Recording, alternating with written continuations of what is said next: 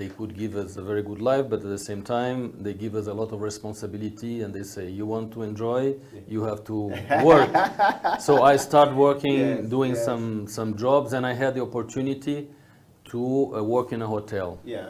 And that was one very beautiful hotel in Rio called Le Méridien, which by coincidence, it's one of the brands today that belongs to Marriott. Wow. It's under Marriott umbrella. Wow. So Le Méridien at the time was a company, a hotel company belonging to Air France, the French national carrier. Yeah. And they had this beautiful hotel in Copacabana Beach, 500 rooms, many food and beverage outlets, nightclub. It was really the top place. Yeah. So I did there first a kind of internship. Yeah. I had the occasion to meet with the general manager through some acquaintances, and I would say that he was kind of my mentor somehow for my start, because he allowed me to do all this experience a little bit of different areas in hotel. And I really liked it so much. At the end, they liked me too. They offered me to stay, and I decided to stay. Yeah. So that's just like that. The dream of becoming a diplomat died. Yeah, but you know, that's why I say to everyone, and I have so many friends that are in the diplomacy. Yeah. I always say being a hotel manager and being a diplomat it's very similar. Yes. There is a lot of points. We deal with same, sometimes very sensitive. Hotel side of business. And we want to, close the show in that part with, the impact of COVID-19 on, businesses across the world, but particularly hotel businesses were shut down. How are you managing it as a general manager? How is it working for you? Are you bouncing back? What are you putting in place to make sure that people keep coming back to, have their life in the hotel and still be able to do whatever we used to do before? We'll do that after the break. And of course, you're joining me on this discussion with the general manager of Sheraton Kampala, but also the regional manager for Constellation Group of Hotel Management, LLC. It's a group, in East Africa, and, same gentleman managing it, doing it. How is he doing it? Can you learn a thing or two from him? The CEO Bench will be right back after this break. My name is Dr. Jinpo Olowo. Thank you for watching House of Talent Television. I love to inspire people. I love to talk about my experiences and how God has been able to use me in the different exposures. And through the leadership, through change management and transformation, I've been able to do a couple of things in my life. Now, are you a kind of person who is tired of your status quo? Do you want your situation to change? Are you tired of what is going on in your life? Change is a fact of life. We've all been through experiences in the last couple of months that have taken us to a place where we need to do something about our lives. We need to change whatever is going on. So if you have not piled up investment for yourself, you need to do that. If you've not done businesses to hold your family in future, you need to do that. Are you thinking of full-time employment? You need to be thinking about your life after employment or your business in the next couple of years. So if you want us to chat, if you want us to talk about this, please get in touch with us at SIL Uganda on number 0772443085, or check our website www.siluganda.com, or on all the social media handles. You can hook me up or Facebook, that is Jinpo Olowo, on Instagram, Jinpo Olowo, and on Twitter and LinkedIn. Then we can chat a way forward with you. We can help you, we can coach you, we can walk with you this journey of financial freedom. Thank you.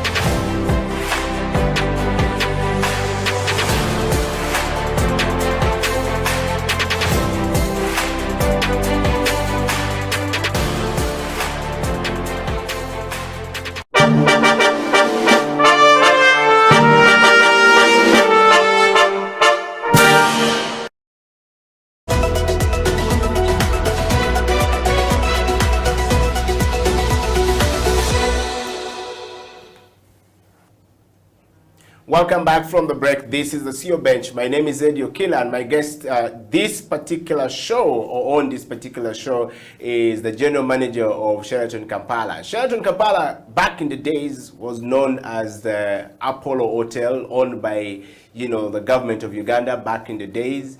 And later on, management changed hands when privatization came in. And JP is the man at the helm of leadership at Sheraton Kampala, but also managing other, hotels across East Africa as the general manager for Constellation Hotel Management LLC.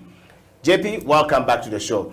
We will maintain the JP for, for everyone. Yes.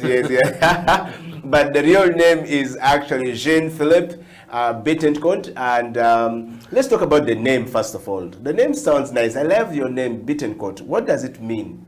In Africa, we have names and the meanings behind the names given. Yeah, there is a Bittencourt is an old name. It's my father's name. My father was Brazilian, 100%. Yes. But Bittencourt has a French origin. Yeah. And it's a name from the north of France at the time of what they call the Middle Age. Yes. And they say that there was one of those small kingdoms at that time. There were many. Yes.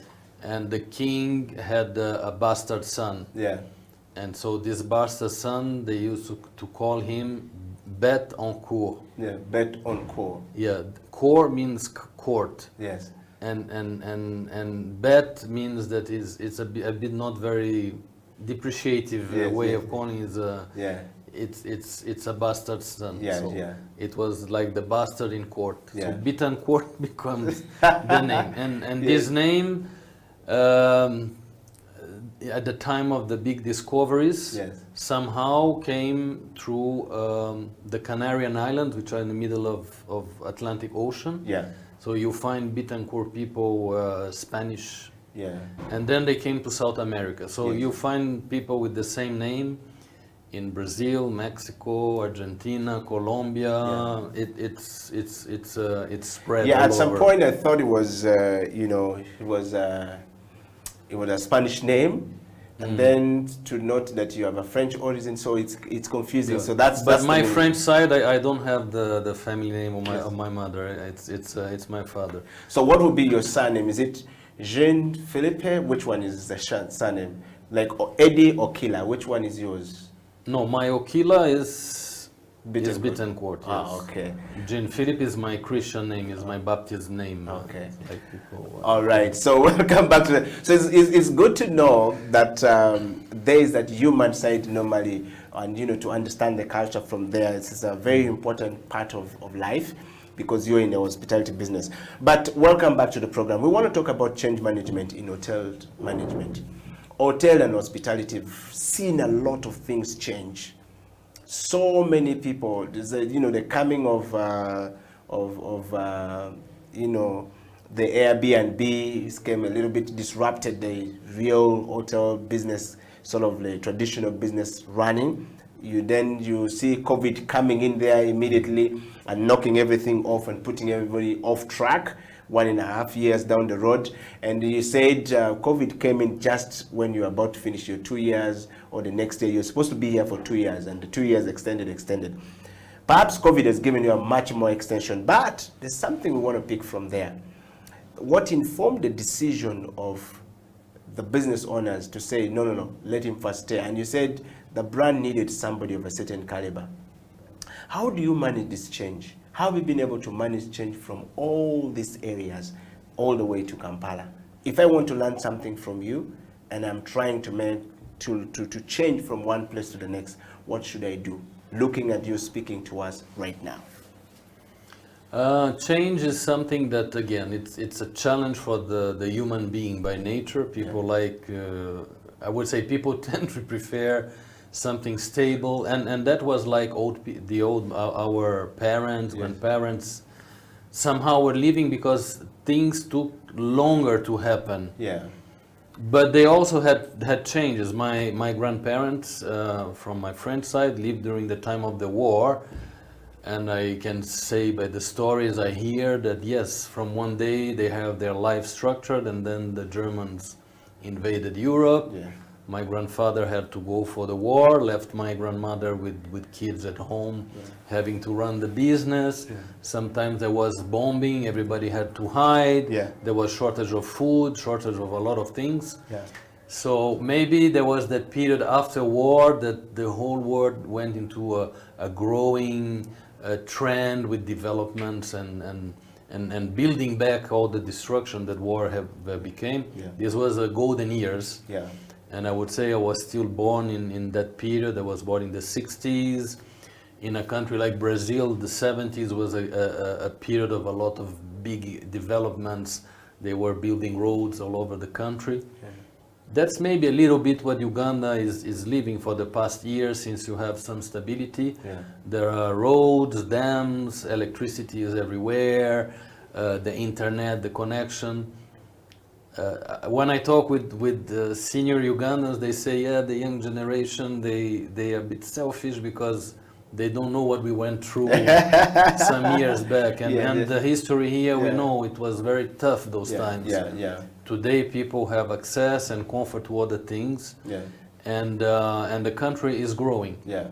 So and things go faster. Changes comes very fast. The COVID is a big example and experience of changing. Yeah. We were working in a certain way. We had a market. We had clients. We were spoiled, Yeah. and suddenly Yes. everything was down. I mean, I remember the day that I saw my last clients leaving Uganda because they were afraid to get stuck here, and I found that hotel like empty, like a desert. Wow. What do I This do? is Sheraton Kampala. Yeah, Sheraton Kampala. What shall I do? I have 400 employees. What I do with them? Wow. I have to keep maintaining the place. I have to pay whatever I still have to pay, my debt. So it was a big, and we even asked, shall we keep the hotel open or not? Shall we shut down? So there was a lot of decisions that we had to take to adapt To the to that new reality, Yeah. and that required a lot of sacrifices. Changes comes with certain sacrifices, Yeah. and I thank my team, my dear associates, that they have responded to that in a very resilient mode. And I would say that resilience is still a very important term these days. Yeah. If we wanted to survive, if we wanted to keep active, alive, we needed to be resilient, Yeah. and we needed to adapt to those changes. But working as a team, working together, communicating well, I would say explaining things how they are, it was a key thing. Okay. So the whole COVID period was really a change, a big change. I think is one of the biggest change I have gone through. In your Yeah, life, I mean, okay, I changed from countries, I changed from continents. Yeah, there was important, but now this change and still how it affect our lives. yes. The way we behave, we need to have these masks everywhere, we need to be sanitizing, washing hands, we need to, Yes, if you want to travel, Yeah. we need to do the testing, and the vaccinations are there, and a lot of questions about the vaccinations, which one should Yes, I you take? Which one should I not Yeah, take? so it's the whole world went through mistakes, learned from the experiences, and I think we need always to see the future with optimism and say things are going to be better, Yeah. and be ambitious. Like for me, my ambition here is that once we get out of this crisis, that we can balance a little bit better our finance, that we go back to the project. We have a wonderful project of renovation for the hotel. Yeah. Everything was ready, the designs, the credit facilities to start. And COVID came and everything was put on hold. Wow. And that for me was one of my, I would say, it will be one of my accomplishments if I see at least part of the hotel renovated. Yeah. Because we need to face the new reality, the new competition. There are many new hotels still Coming up, yeah. under construction, Yeah. and that will open in 2-3 years. Yes. Sheraton has to be ready for that. I would say that we have excellency and a very good service because of all the trainings and the engagement of people with the brand. Yeah. But we know the product has also to evolve. Yeah. So these renovations are expected. I hope that next year we can start doing, even with the crisis we're going through, we have managed to do a few things. We have our restaurant Seven Seas, which is going through a refurbishment that was needed. We might be reopening it in a couple of weeks. Okay, so all of this started during the lockdown situation. JP, let's talk about pressure from you as a leader. As a general manager, you not only manage the operation in Uganda, you manage the operation in East Africa. I mean, Uganda was one of those places that received high amount of pressure when we went into a lockdown. What happened to the other operation? How were you able to pull through from those other operations and the challenges that the operations came with during this COVID? How were you able to manage it? Yeah, each property from the group went through the same challenges, Yeah. but each market, of course, is different and recovers in a different pace.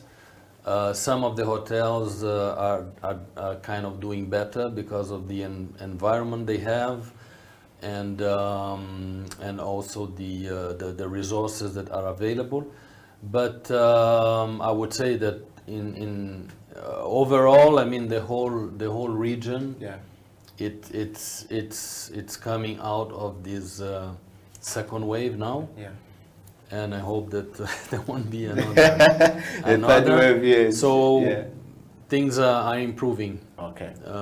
I think the process is to, the important is to keep the contact, to keep very attentive what's happening in each different market, Yeah.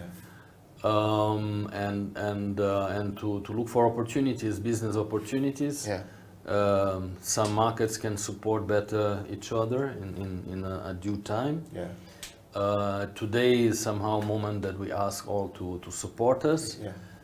The countries that are already moving on to more normal times, making sure that people don't have that image, okay, Uganda is still difficult to come. Yeah. We have a few challenges that we are still facing here, especially at the airport in Entebbe. Yeah. I think that this week was very rich in discussions, and also the tourism sector was very mobilized to try to obtain a deal that is not so painful and for the travelers that come to Uganda, either for tourism or for business. Yeah. Definitely, we need to make sure that whoever comes to Uganda have done his test. If they are vaccinated, is better.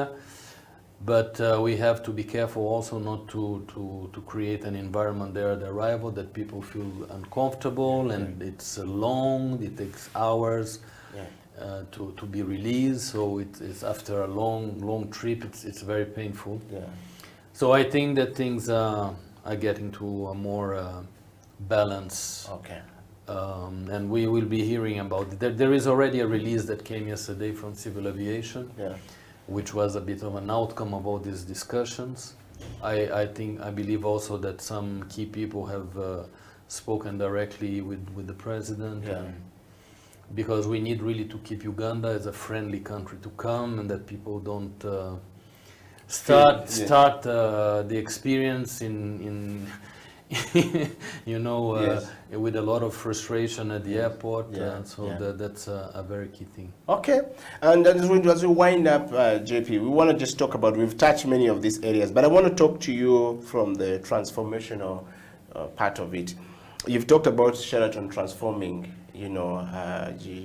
going through the renovation, but there is a transformation that the hotel business brings to life and to very many other people. Wherever we have such facilities or such investment, people's lives change. You mentioned on the show a bit earlier that you have about 400 and plus people working for Sheraton. When you look back to your life as a hotel manager, as the person who ran the hospitality business, as a professional in that area, when you look back, how would you quantify the transformation that you have gone through over the years that has also been, a place of people finding transformation in their life, that has gone to people's lives and their lives has transformed in general? Definitely, each of the experience that I went through added something to me as a professional, but also as a person. Yeah. I say that we cannot never consider for granted that we know everything, we learn everything. We are always learning something new. Yeah. When we move from a place to another, or when we go through different situations. Yeah. And that's how I feel. For me, every day is a new day. Every day is an opportunity to transform, Yeah. to learn something. Yeah. And one of the things that we were talking or saying, some people sometimes spend 20 years in the same position. Yes. Definitely what kills sometimes is not only the professional life, even I would say family life, is the routine. Yes. So you have always to try to invent, create. Yeah. And that's one of the things also I'm always talking with my team is about innovation, creativity, think out of the box, discover new things. Even in here, I mean, how many things are showing up, coming up in Uganda, in Kampala. Yeah. Every day, even during the COVID, there is a new place. I the other day went to Kololo and see so many new places. Yes, yes. Some are closing down Yes. because they have their cycle, but others are coming with new concepts. So we have, it's not because we are Sheraton, an international brand, that we don't have to learn with others. Huh? And we can always take what we call benchmarking Yes, to get inspiration. Yeah. But then it's important that we create it on our own way. Yeah. So this spirit of innovation, creativity, it's also very important, and it's part of the transformation process. Wow. And that's something that I try also to incorporate, because this gives you motivation. Yeah. It's not like every day is the same thing. Yeah. Of course that you always will have those routines that you cannot escape from. Yeah. I have always my moments. I have to sign payment. Now I sign lesser, but I authorize online. Yes, yes. I have my guys there sometimes chasing me. Yeah. Oh, boss, you have to authorize this, and that. And I say, okay, I will. But my priority is being with the guests. Is it's trying to find new things. It gives me something in return that I'm doing this, and I hope God gives me strength to continue doing this for some more years. Wow. Until the time that we'll have to step down. Wow. Well, we're talking to Jean, and of course, JP is the general manager of Sheraton Kampala, and of course, the regional manager for East Africa Constellation Hotel Management LLC, as it is known. It's a group of companies, just so you know. JP, thank you very much for coming to the show. But one more question: how do you balance your work life and family? Yeah, that I'm not very good into that. I would say that sometimes I have to give more time for myself and for the family. Yeah. Hospitality is very challenging for all of us working, because it's a lot of it's 24 hours, 365 days, but still you need to find time. I'm glad this year, I don't know if it's because the business went down, but I could spend a full month with my family, a bit disconnected, not completely, because I can't, I have always to follow what's happening, but I had time for me, I had time to do some physical activity, and that's something that I know it's so important. You are in this. Yes. When I was young, I was doing a lot of sports, and sports was very good. And for any kid, I think sport is fantastic to give discipline, targets. I used to swim a lot. I used to do rowing. And I was part of a team. We were competing, and that was very intense training. Then, with time, I have relaxed a bit in keeping physical activity. I always try to do something. And it's very important because you feel much better. But yes, you need to take care of yourself, of your body, of what you eat, how many hours you sleep, healthy life. Yeah. But also not at the extent that if you like to have some fun sometimes, to drink a little bit Yeah. with your friends. Yeah. I mean, in hospitality is also about the passion I have for food, and I like good wines, a good whiskey, in a moderate way. Yes. But it's about this too. Yes, yes. Yeah, family life, it's sometimes a bit complex. When you are working as an expatriate, Yeah. the family is a bit spread all over. Yeah.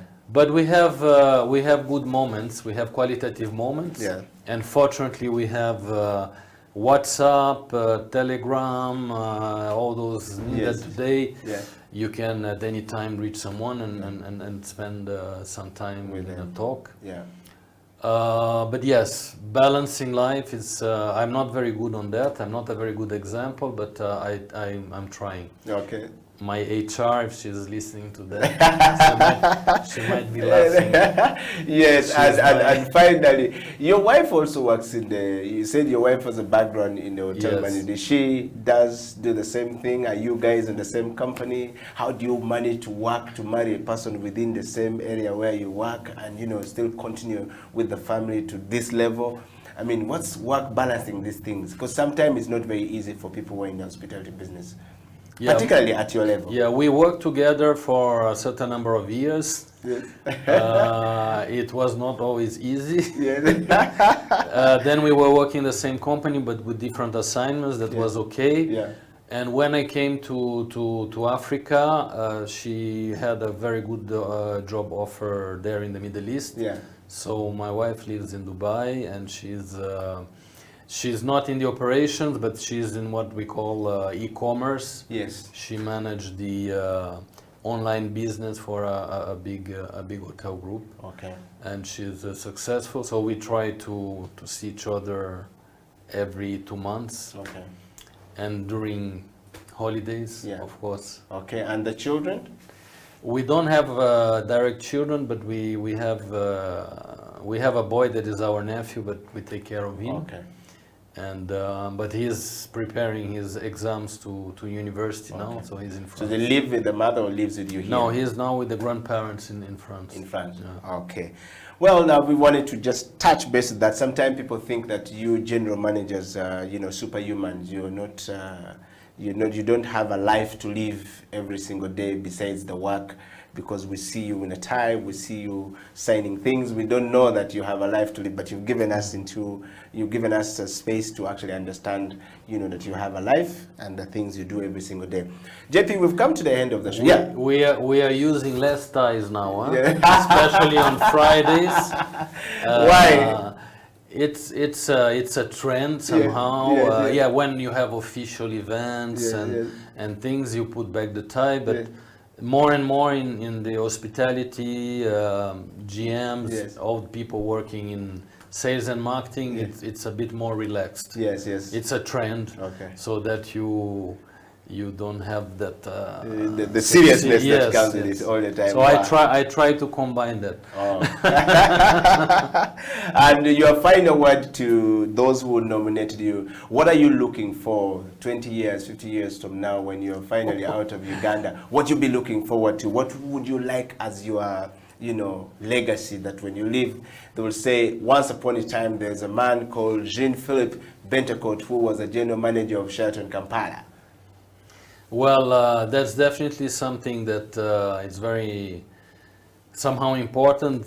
Sometimes I think what these people will remind of me when maybe they will be in my position, or if someone say, oh yes, finally I remember that GM, I learned. The young, sometimes they don't see immediately that effect. Yeah. And I know by my experience. Yeah. I had a very tough general manager that I remember sometimes I feel like crying Yeah. because he gave me very hard times. Yes. But I end up like having not only respect for him, but affection. And still sometimes he's kind of old now, but sometimes I send always a message for Christmas. But he had a big impact in my career. Yeah. but he was tough. Yeah. Sometimes I have to be tough with my kids.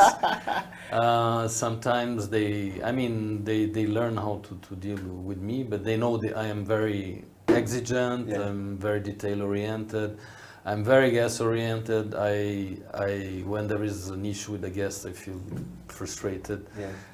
And but I hope that from what the examples, the walk, the talk, or whatever that I can transmit to them, that one day they will remember myself, and Yeah. especially I think the ones that will progress in their careers. Yeah.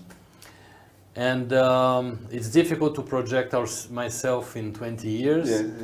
Um, Why? You're living a healthy life. Yes. Yes. But as I say, the world changed so much. Yeah. Where will I be? Yeah, we have a plan with my wife where to retire or to settle down one day. We Yeah. have a nice place in the south of France, Yeah. which is a very good region with very good weather. And but I hope that I will still be coming here to Yeah. Uganda Yes, once yes. in a while. Yes. I don't know, maybe after a career in the operation, I will go to what most of people that acquire a lot of experience Yes. And knowledge to some kind of consultancy. Yeah. I think that if I have this opportunity for the rest of my life until I'm really Yeah. capable of being a resource or supportive, or I can help Yeah. some projects, development, training people, guiding people. I'll be. I don't see myself like staying home doing nothing, Yes.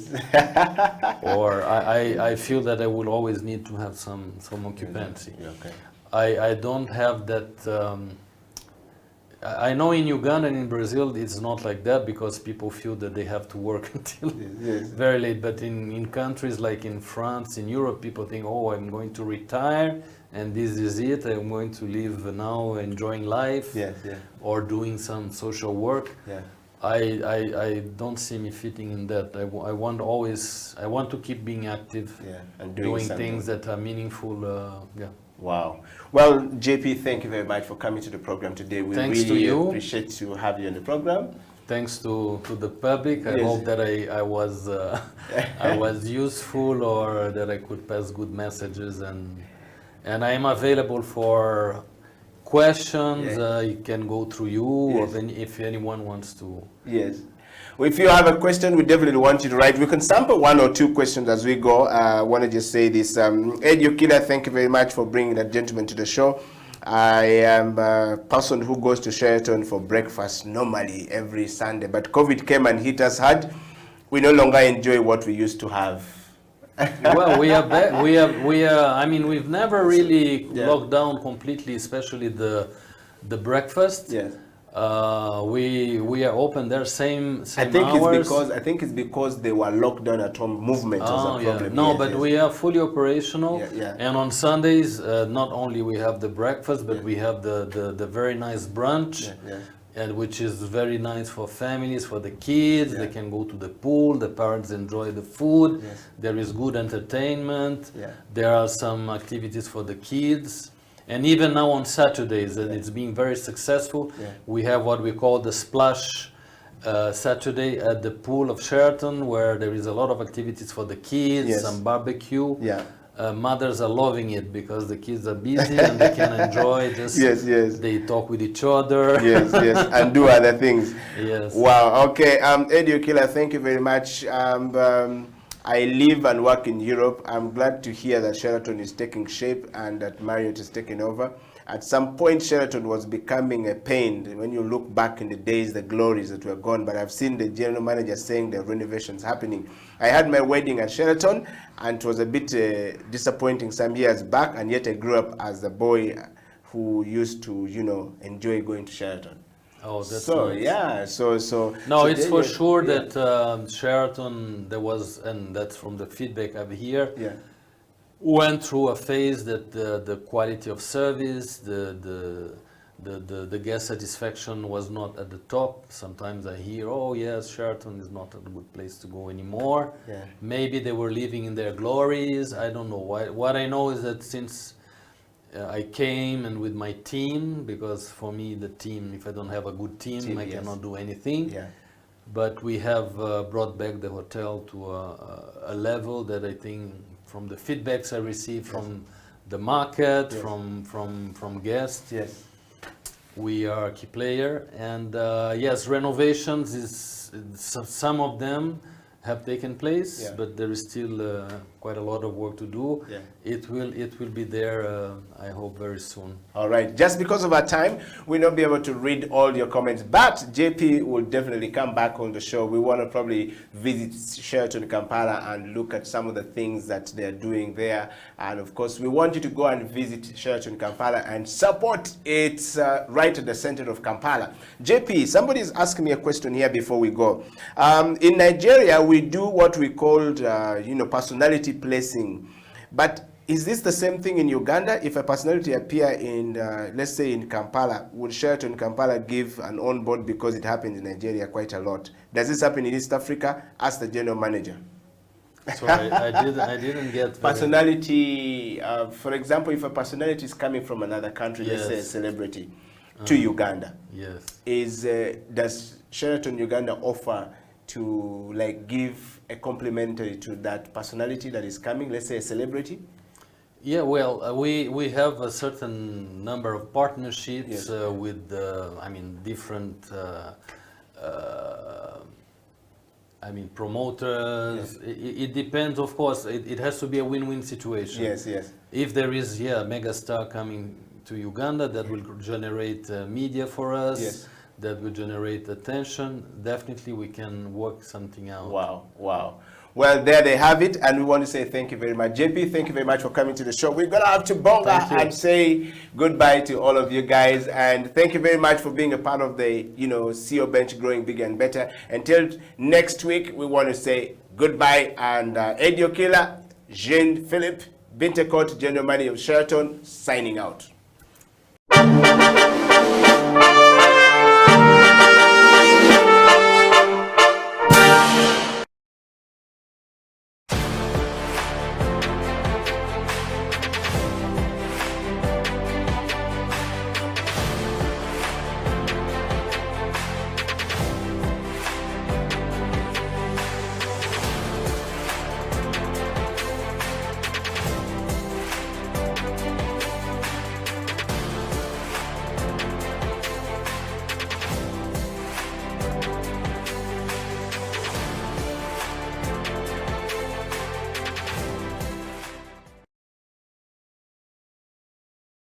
Hello, welcome to this edition of You and the Law. My name is Jonathan Ochom, your host. You and the Law is simply what it is, you and the law. In this show, we try to demystify the law for the ordinary person, make it simple for a teacher, for a lawyer, for a farmer, for a doctor, for a border rider, for a cleaner, everyone in our society. This program touches on every aspect of our lives that relate to the law. Is it marriage? Is it property? Is it land? Is it traffic? Anything that touches on the law will be discussed in this program. Today, we're going to have an interesting conversation that will focus on the institution of marriage.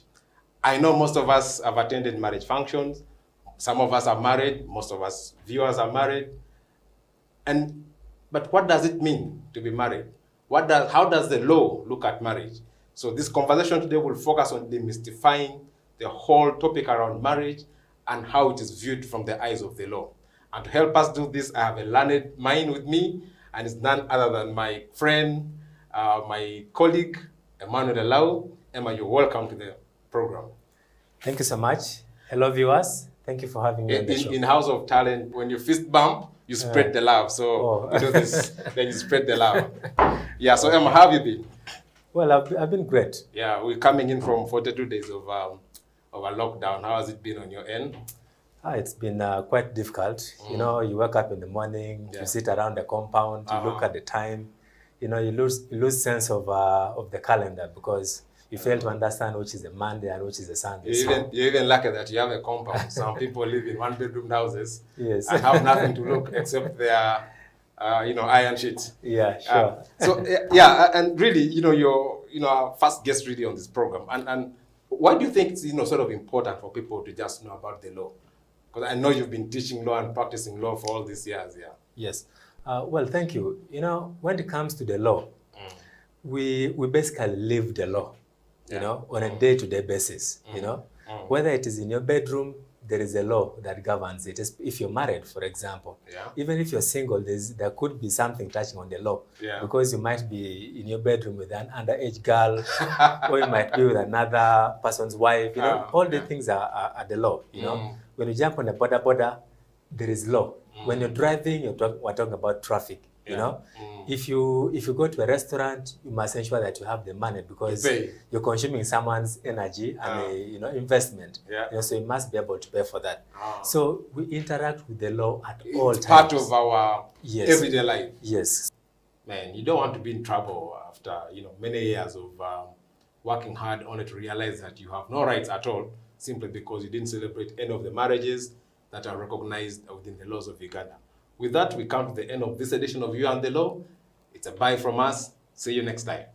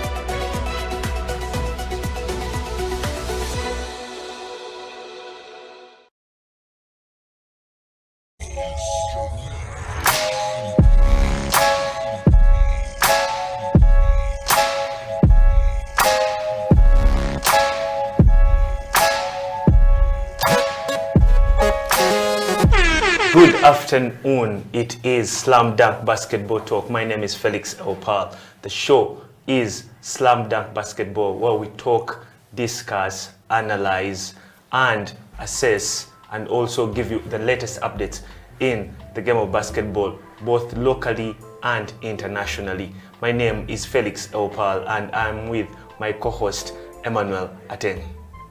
Yes, Emma, Felix. good afternoon. Good afternoon. How are you doing? Yeah. For the basketball enthusiasts, lovers, and fans out there, there is some good news. The league is about to resume after a long while. Emma, finally, tentative dates. Tentative is the key word. Tentative is the key word. October 2nd for the National Basketball League. October 16th for the lower divisions. The lower division teams. How enthusiastic and prepared is Falcons Basketball Club? Well, first of all, let me say I can't really have my hopes up, because the way things keep changing with our federation. The key word, like I said, is tentative. Yeah, so that is the communication that we have with at the moment. Tentative date, you can't really get your hopes up, because you might actually get so excited that the league is returning. Then we reach a certain point and realize that, you know what, nothing is going to happen. That date will reach. Then football always pushes the date for starting the league. And then it always goes on to another date. It always goes up to another date. So possibly it might go on to another date. But from Falcons Basketball Club, like I said, I think guys are still in that lockdown mood. We haven't yet started practice. I hope that we'll start practice this coming week and prepare, because we have one game against one or two games. JKL, we still have to play JKL. Falcons Basketball Club is still left with 2 games. Please be exact to our viewers. We are live on Facebook, on Twitter, on YouTube, and on our website, houseoftalentug.com. Give us your views, your comments, your remarks, and we will read them, we will relay them, we will try to assess some of them. So, as I was saying, Falcons Basketball Club is left with 2 games. Power Basketball Club, who are also in the same bracket as Falcons, Yeah. I think Power has 5 losses, Falcons has 5 losses. Yeah, but we have more wins. So the situation amongst both teams Yeah. is actually more so similar. Yeah. Having a simple conversation with Power Basketball General Manager Philip Chomuhendo, he's very ready. He says, we have to finish what we started. Yeah. That is his statement. We have to finish what we started. Yeah. Yeah. But finishing, because their season really wasn't that good. And you know the problems they had at the beginning with the whole change of the team, then, you know, firing the coach at certain point, and then, you know, lockdown coming in. And now they find themselves in a place whereby they have one game. And that game they have to win, okay? And they're still not sure whether the relegation battle is still being fought in that boardroom. Where with they are actually very confident because they they believe that the situations are going to be changing since football does not have a stronghold or rules which are set in stone. Yeah, I mean, it could go either way. Okay, they could think, okay, you know what, we're going to hold on. Then football wakes up one morning and says, okay, you know what, the last 2 guys on the table go play the tournament. Are going down to the tournament. But speaking to various managers and who we will not mention because of their request for anonymity, there is the request of each team paying 600,000 shillings. Yeah. Now that 600,000 shillings is meant to assist the federation in the COVID tests, which are supposed to be done. Remember, prior to all of this, to our viewers out there, the league was halted by National Council of Sports. Prior to, besides all other disciplines. Now that was, according to National Council of Sports, the Federation of Uganda Basketball Association failing to adhere to the regulations and rules which was signed on and set and agreed upon by the 2 parties.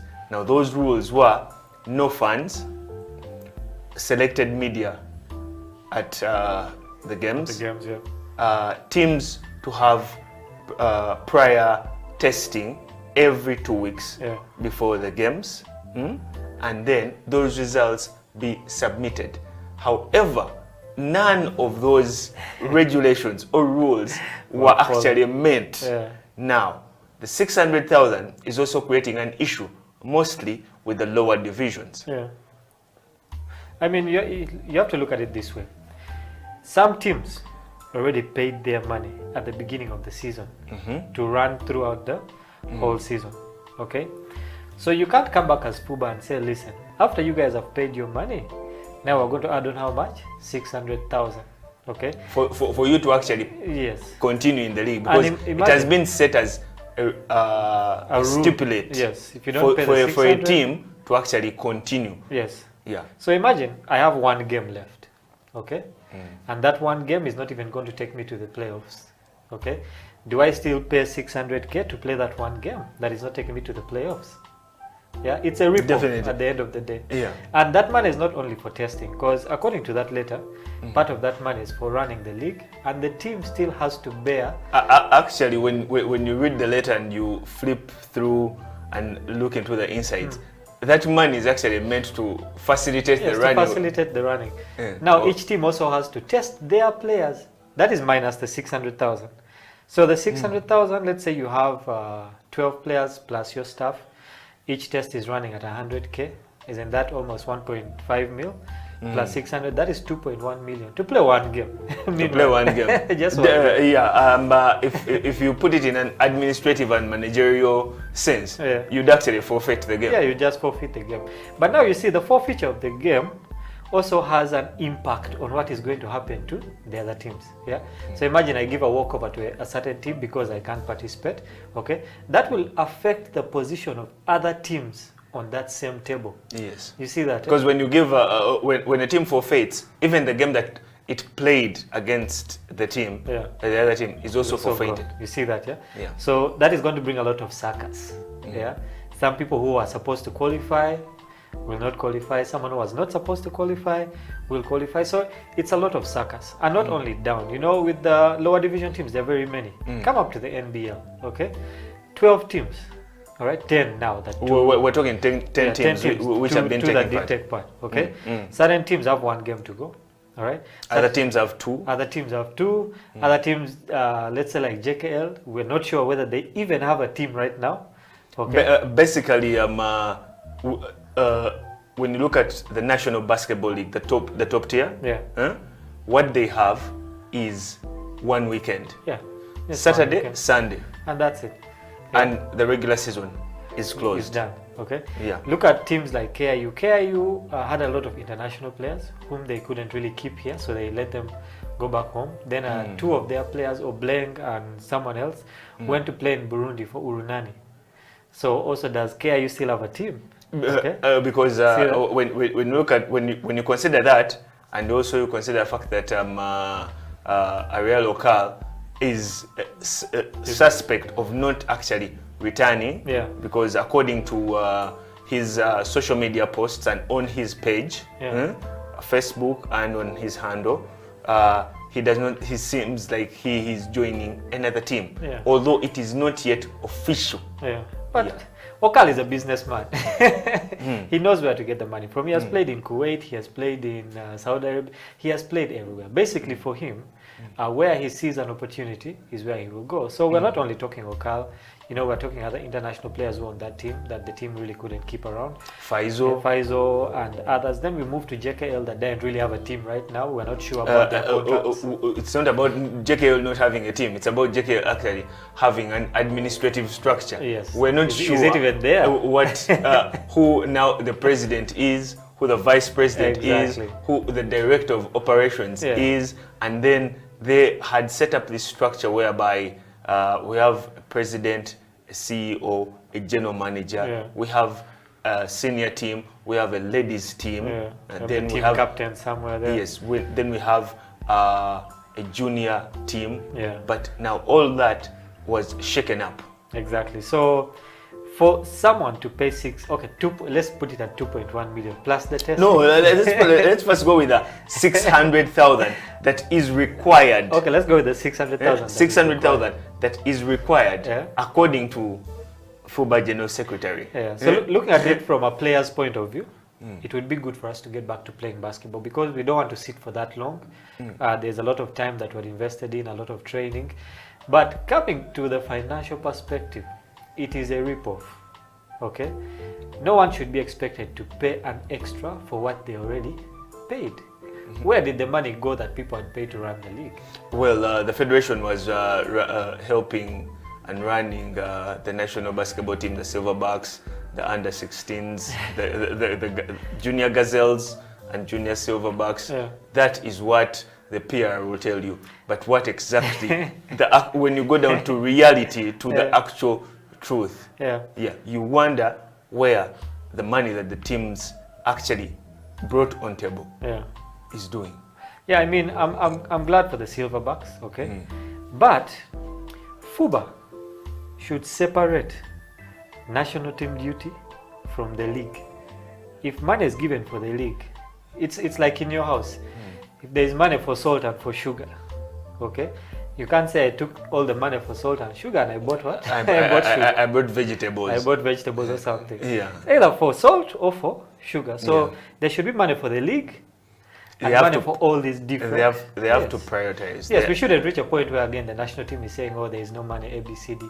The money should be there for the national team, okay? The money should be there for the national league. People shouldn't be expected to pay anything extra. But I also still understand where FUBA is coming from, okay? How? Enlighten me, because like I said, most of the managers that have been, that I've spoken with are not willing to pay a single penny. They're saying if we don't play, we do not play.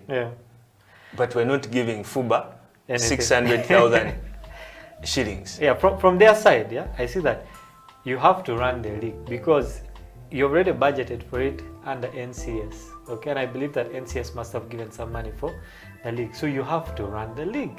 Okay, they do not have a choice. No, after the presidential announcement and address that sport can continue and mostly only outdoor sport can go on. Yeah.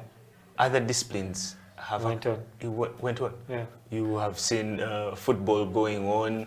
You've seen games being played. Rugby continued. Yeah, football. St. Mary's Stadium, Chitende, right now is our, we would call it our national stadium. At the moment, games have been going on. Our national team played the Uganda Cranes. Express played El Marik yesterday. So everyone is asking, why is basketball not going on? And the other big question, when the letter was put out, it said that the last paragraph mentioned the fixtures and the venues. The venues will be announced when the fixtures are out. Now, most people, including myself, are wondering, why does the federation have to change fixtures at this moment? The fixture was already put out. I know I'm playing this team, The dates have changed. Now, why do you need to reshuffle it again? Well, that is a question for, the technical team of FUBA. I don't think I can answer that one, but still, it's not something that should happen. But also, when plans change, you need to have a structure to accommodate the change. Because I believe it's just a matter of changing the dates. Yes. But not changing the fixtures. Yeah, and also I don't know about the venue. I don't know if we're still going to KIU. Are we going to UCU? Well, in the letter that which was signed on by the former president, it stated that the venues will be announced when the new fixtures are out. But I mean, if we only have two possible venues. Because when you look around, YMCA is actually very still in. It's just that they're just trying to put a curtain over it. But when you look at the other venues and YMCA, when you look at the court of KIU and you compare it to the court of YMCA, I don't see a big difference. Yeah, but the flow at the YMCA is not really that good if you've been there of late. It's something that needs to change. Yeah, but I mean, like I said, the only possible venues we have are KIU and UCU for the NBL. The others being Makerere Pool Court, Makerere Main Ground, Nakasero for the lower division teams. So I think we already know where we're going. I don't know why they just don't tell us, what, we have decided that we're only using UCU or only KIU. That would make it easier for us, and we just keep on running with the same fixture that we had the last time. It is Slam Dunk Basketball Talk. My name is Felix Opal. We're discussing the league resumption and everything that is surrounding it, the uncertainties and the certainties. We will return after this short break.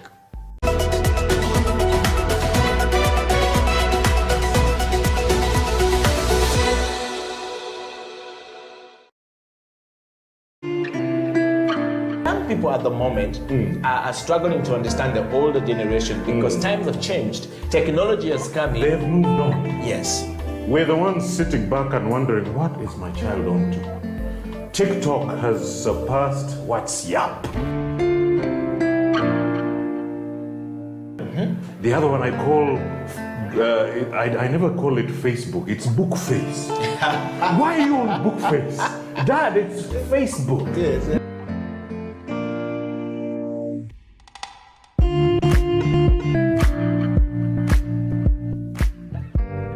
Me, I keep saying I have a foot amongst the millennials. Yeah. And I understand the traditionalists. Okay.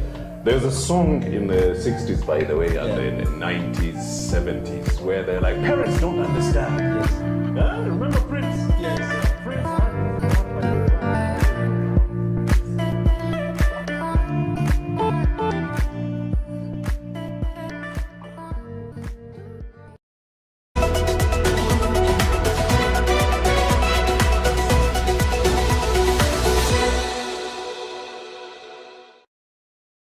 A lot has been happening in the game of basketball. First of all, as Slam Dunk Basketball, we would like to first thank the Silverbacks for doing the nation proud and for making it to the first time in the quarterfinals of the Afro Basketball Championship down in Kigali. It was a tough task, and history was made when the Silverbacks, our boys, were able to beat on Nigeria.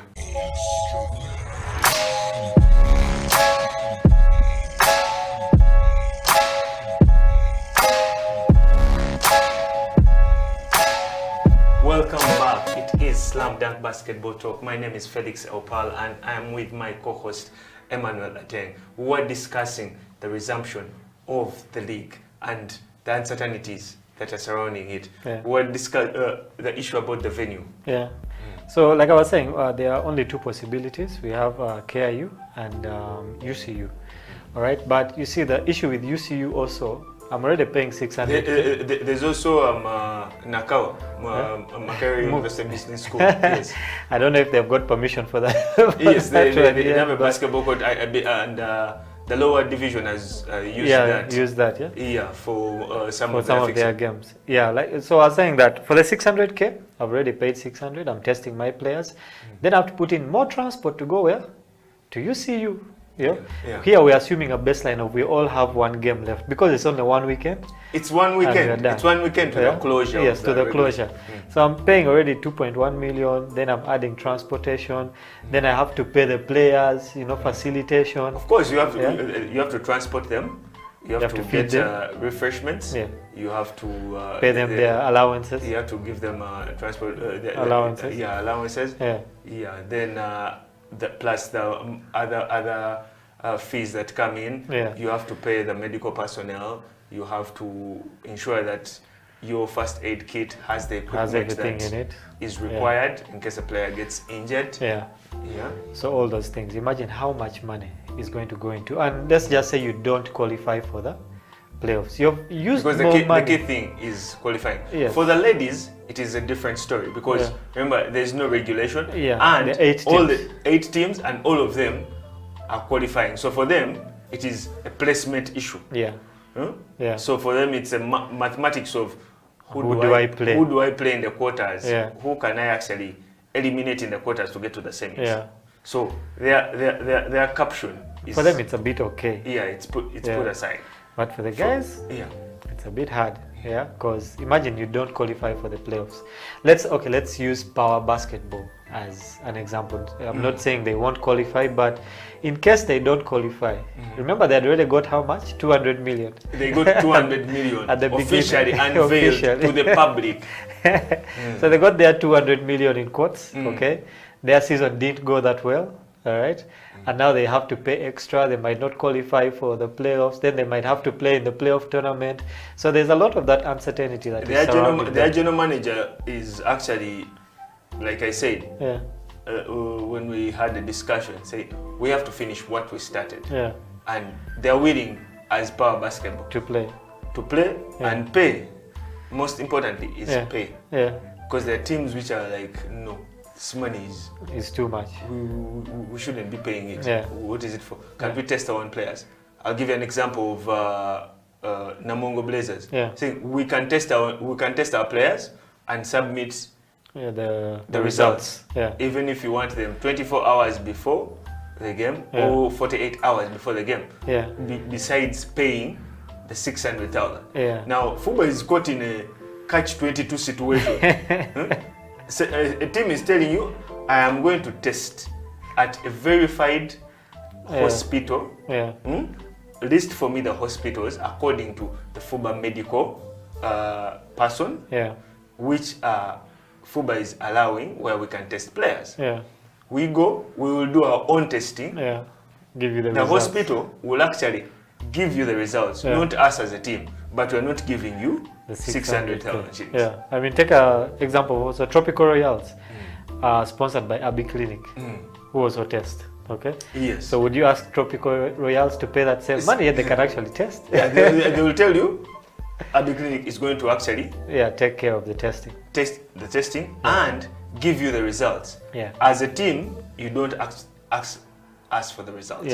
You ask the results from the medical people to ensure that there is no tampering of the results. Yeah, but the funny thing is that people actually sat in a meeting, all the managers, and they allowed, I don't know which managers allowed that we have to pay 600,000. We do not know exactly who was in that meeting, or which people were actually in the resolving of coming down to that resolution of the 600,000. But it is creating actually a big mountain. It started as a small issue, yes, but now it's creating an issue. Most importantly, because of the fact that there's a condition. You do not play unless you have cleared the 600,000. Yeah, I mean, if people sat in a meeting, if you and I, Felix, sat in a meeting and decided that, you know what, we have allowed to pay 600K, then tomorrow morning, you, Felix, are like, no, we're not going to pay the 600. So I'm thinking in my mind, okay, people actually sat in a meeting to make this decision. Yes. Okay. So after they left that room, did someone decide? Maybe they said, okay, we have to pay 200K. When they left, maybe someone said, okay, you know what? Let's add it to 600. 600K. But the letter was signed and everything, so it had the uncertainty around our basketball is being too much. Yeah. Just like going to the Silverbacks, there's still that issue of the payment and the Kigali issue with the hotel. And the federation is doing quite a good job in being inconsistent. They're being very consistent in their inconsistency. I think that is the best way I can put it. Like I said when we were discussing in the previous show, Arnold Katabi, Vice President, Marketing and Publicity, should come out and clear the air. Yeah. That has not happened to this date. Yeah. So questions are still being asked. People are still wondering. Answers are still yet to come. And I would say this for a fact, at Slam Dunk Basketball, we have tried to ensure that we get these officials to the show to explain. However, that has been in vain. No one wants to show up. Everyone has actually been a bit busy or with a different program. So, which we at Slam Dunk Basketball cannot actually ascertain. We do not know what, but professionally, at least if there's no showing up, then issue out an official statement. Clear out the air. Like you said, that uncertainty is for basketball. Let's now say the Silverbacks, you know, after actually making history, coming back, they came back, had a press conference, which I think many people also didn't know.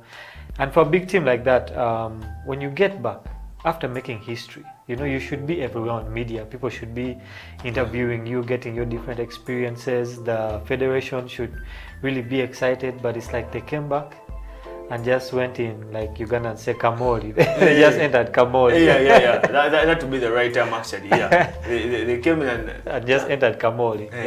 So we haven't talked to any of the players. We haven't talked to any of the management. Okay, so we really don't know what's happening. Someone told me that we should get an investigative journalist to look into these matters. An investigating team to know what exactly happened, because we tried getting the coach, we tried getting the head of the National Steering Committee, Haji Sandro. Mandy Jurin also wasn't available. The captain isn't available. Jimmy Enabu. The other players are also local-based players who are around are also not available. The manager of the team, Grace Crizel, isn't also available. So it also creates question marks.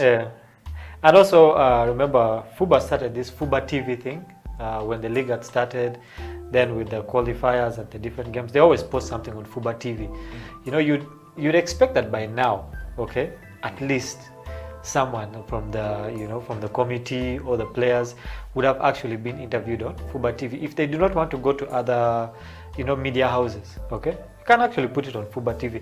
All we are looking for as the people is that the air be cleared, okay? What happened? Yes, because and what's going on. People deserve to know. People support the team. People have passion, zeal for the Silverbacks, for basketball. People are actually willing to to spend for basketball. People are willing to support for basketball. And that is not happening. And it doesn't create a big, a rosy picture moving forward. Because everything is about continuity, not just in sports, but even in business. Wonderfully and very gratefully, 4 players of our under-16 team were chosen for the Africa Youth Championship camp, which is happening in Nairobi. And that is something that we should be patting ourselves on the back to. Have 4 players chosen for that. Now, this is a continuity program that we need. But if that continuity is not actually followed up on, like the case is at the moment, then we're doomed. We are doomed. I think all these things go back to all the issues that we've been talking about. For example, now that camp with the kids, the under-16s who went, okay, there needs to be a certain form of consistency. People always ask the question, oh, why don't we have, players coming and joining the national team? Why is our under-16 team weak? Why is the under-18 team weak? Yet, before we had the junior NBA, we had the different basketball beyond borders and all this. So we had a couple of players going into those camps, which is not really happening now. And now, because the under-16s did a good thing, we have been presented with a chance whereby we have a couple of players in that NBA camp, in Kenya, okay? But when that is done, is there going to be consistency of now this group needs to be taken care of? Then we get another group that we can push into that, which ultimately has an effect in the future of basketball. In the future, in the long run. Future tournaments. But if they come back and we be inconsistent, as we have always been, because all of us at the end of the day are part of the federation, we are inconsistent. They went for the camp and it was just, they just enjoyed basketball, learned about it, came back and nothing totally happens. It still puts us back in, we're just in a, like how we have a cycle of poverty? We're in a cycle of issues. So we're just going to keep going around. Where you have a debt and you borrow money to pay the debt. Exactly. But you're actually digging a deeper hole for yourself. Speaking of debts, I don't know if we took more debts in the Rwanda trip. Those are the things that actually need to be cleared out. Those are the things that need to be cleared out. Because like we were discussing, the fans, enthusiasts, and other stakeholders in the game of basketball are willing to fundraise for the team, have an account where they can actually place whatever they can for the national team. For the national team, That is the ladies, the Gazelles, the Silverbacks, the junior Gazelles, and the junior Silverbacks. But with all these circumstances, someone who's willing to actually donate money will actually say, you have to start having trust issues. If I have 5 million shillings and I want to invest it here, not invest it, donate it for the love of the game and the growth of the game, how is it going to be utilized?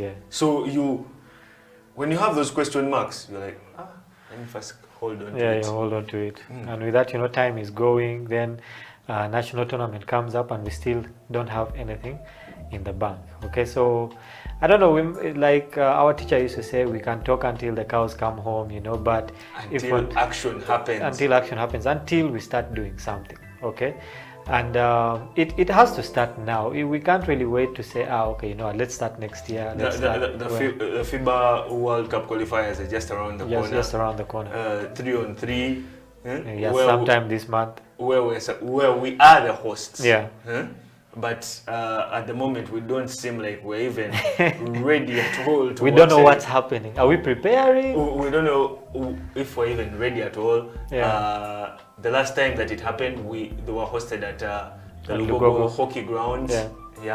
And at the moment, no communication is coming in. No preparation is seen at the moment. Talk about digital influencing and marketing of a project. Nothing is happening. So for a tournament that big, which is international, those are some of the little things that should be happening. Now that we're in a digital era. For instance, something like that would attract sponsors. Someone would want to be a part of it. Even if it is just placing their banners and placards all over, that would be something great. Yeah. But if they don't know about it, they also cannot come on. That is very true.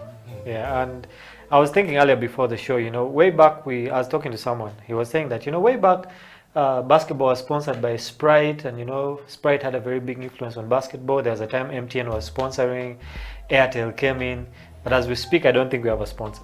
No, we do not. Yeah, the league does not have a sponsor, and we have consistently lost sponsors because of the same issues, and we are not attracting any more sponsors because of the same issues. So I mean, it doesn't take a rocket scientist to see that this is the problem. Okay, let us find a way of solving this is what we should be doing. Yes. It is Slam Dunk Basketball. Your views, your comments on Facebook, on Twitter, on YouTube will be read and will be reviewed. We return after this short break.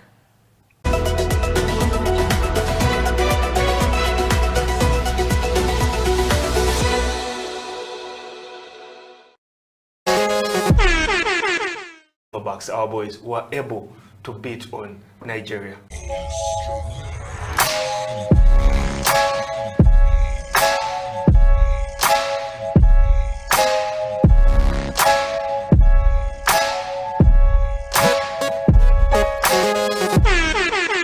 And for making it to the first time in the quarterfinals of the Afro Basketball Championship down in Kigali. A lot has been happening in the game of basketball. First of all, as Slam Dunk Basketball would like to first thank the Silverbacks for doing the nation proud and for making it to the first time in the quarterfinals of the Afro Basketball Championship down in Kigali. It was a tough task, and history was made when the Silverbacks, our boys, were able to beat on Nigeria.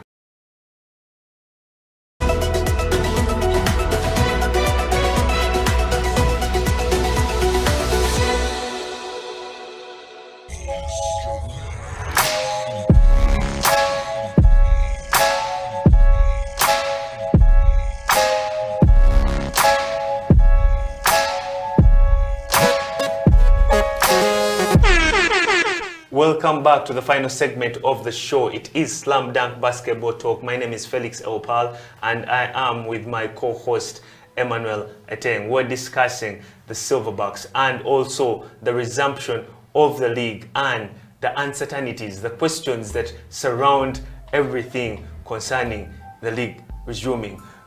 When the league was halted, so many things weren't happening. Yeah. The fans,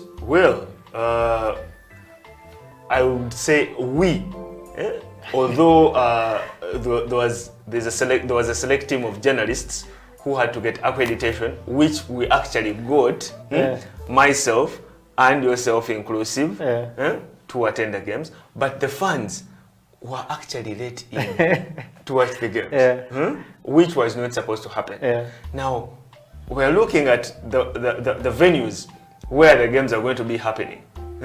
The possible venues, and I'm wondering, with FUBA still having an issue of finances to actually even operate the league, how are they going to actually control the funds? Because to do that, you need reinforcement. You need some officers, you need to create like a barricade, so that the funds are out, and come the paradox.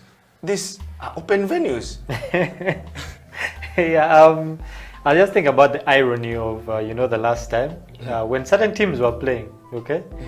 Guys were not allowed to watch, but when certain teams came on court, when KIU was playing, I'd be very blunt. When KIU was playing, first of all, the KIU games were happening at KIU. At KIU. Now, definitely the students and also the Kansanga community have to come and support their team. Yes, it is their team. Same thing with the UCU game. When it came to Mukono, it was the same thing. When UCU was playing, the students had to come and support. The people around had to come and support. The gate was open, the main gate and the side gate. So people were walking in. And remember, it's an open ground. It's not like you're going to charge someone money. Yeah. Someone is coming to support, to watch, actually. Even if they don't know the game, but they just have passion for it. Yeah. Say, that is our team. Yeah. Let's go and support. Yeah. I think the only way they could have controlled it was if the games were at YMCA. There's a possibility, but remember also YMCA still has students who watch YMCA has students who watch. Also reside. Yeah, and they also have two teams that play in the league. Yes, yeah? and they have teams which are in the league. Which play in the league. So it's a very hard situation. To control fans, you need a venue like Lugogo, but they're not allowing us to play in indoor. Yeah. Okay, we have to play outdoor. Okay, so what do we do now? Okay, because what I predict is the season actually ends the first weekend. Come playoffs, Federation is getting another letter from National Council of Sports to hold the playoffs for failure of following the SOPs. Yeah. Huh? Yeah. The fans are not actually social distancing. We don't have the sanitizer around. Yeah. Teams have actually only tested once, and now it's been a week, and they have not been tested again, and players have to again go on court. Yeah. So I'm seeing us running through the same thing. Yeah, I mean that now brings into the perspective of we live in a digital era. Which is why I'm wondering, we really needed Necessary Njoji, the president of the federation, to be come and clear. Yes. Unfortunately, he declined because of a tight work schedule. Yeah. Yeah. Like I was that saying, is why we need an official statement and like a blueprint for the fans out there to know. Yes, some of the people, the fans actually, were complaining. Yeah. The links were getting on late. Yeah. So you can watch the games on the FUBA Facebook page. Yeah. But people are starting to watch the game in the third quarter.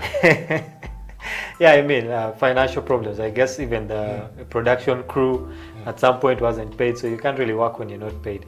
But like I was saying, this is a digital era, okay? Do you know how many TV stations are there in Kampala or Uganda at the moment? Well, I don't have the actual count, but I believe there are over 20. There are over 20. Yes. Okay? I mean, for a federation like FUBA, okay? Can't you get a deal with one of these TV stations and say, listen, okay? We shall put our games on your TV station.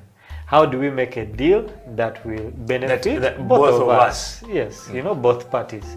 In that way, at least 50% of the people who would have come to watch the games are going to sit in their house and watch what? And watch basketball. I mean, why should I get transport to go all the way to UCU? To Mukono. Yes, yet I can sit in my house. Yes, and watch the game.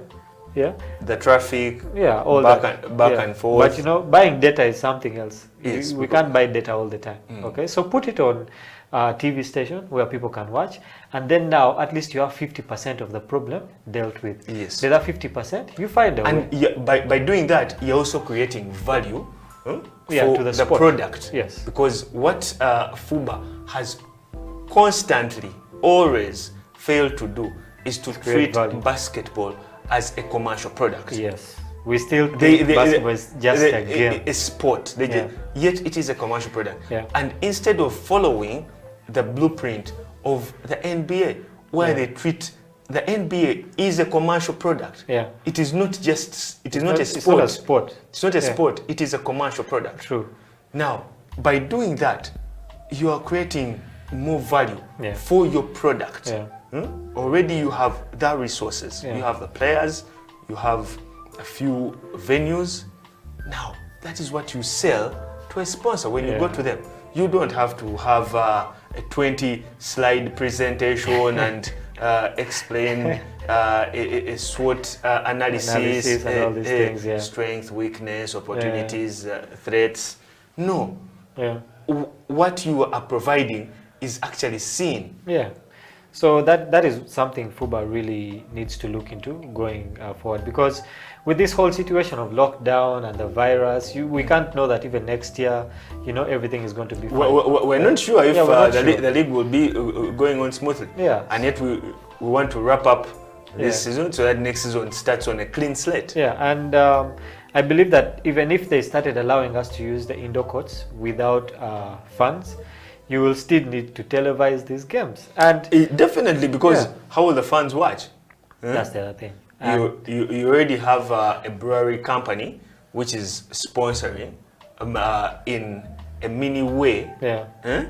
part of the league. Yeah. But their main issue is the playoffs. Yeah. They want to come on in the playoffs. In the playoffs. Huh? Yes. That is Tusker. Tusker, yes. Yes, they want to come in the playoffs. playoffs, Now yeah. they want to they want to see that momentum. Yeah. Yeah, because I'm believing if I'm sitting in the chair of head of marketing of Tusker, and this is what I'm seeing, and you're asking and having a proposal on my desk for 200 million for the playoffs, Yeah.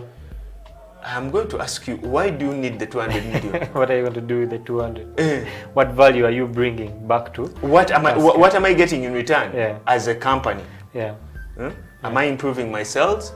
Am I improving my brand equity? Yeah. Am I improving my brand visibility? Yeah. All those issues. And then, along everything, how much negative publicity am I also getting? Yeah. Because when the negative publicity comes around the sport, around the playoffs, around the activities that are happening, it also goes to the sponsor. reflects back to the me. sponsor, yeah. So I would also want to take a back step. Yeah. Yeah, and those are things. Then another thing that we need to look at, talking about commercialization of the sport, we have players in the league, okay? Some who do not have jobs and they depend solely on basketball, okay?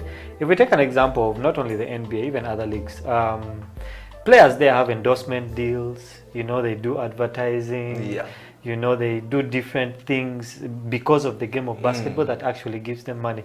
The Brand placement. Yes, brand placement. The only time I've seen someone try to do that, Imanishiwe had, I think, some photo shoot with some perfume company, but that I think no one ever got to know about it, you know, because we really it wasn't really broadcast that much. that much. Yeah, but you see, even the players in FUBA are products that you can actually use to market. They are products. Yes, we are products. As the players, the coaches, you can use the players not only to market the sport itself, but also to help the different sponsors, okay, to help branding, to help all these different elements that go into commercialization.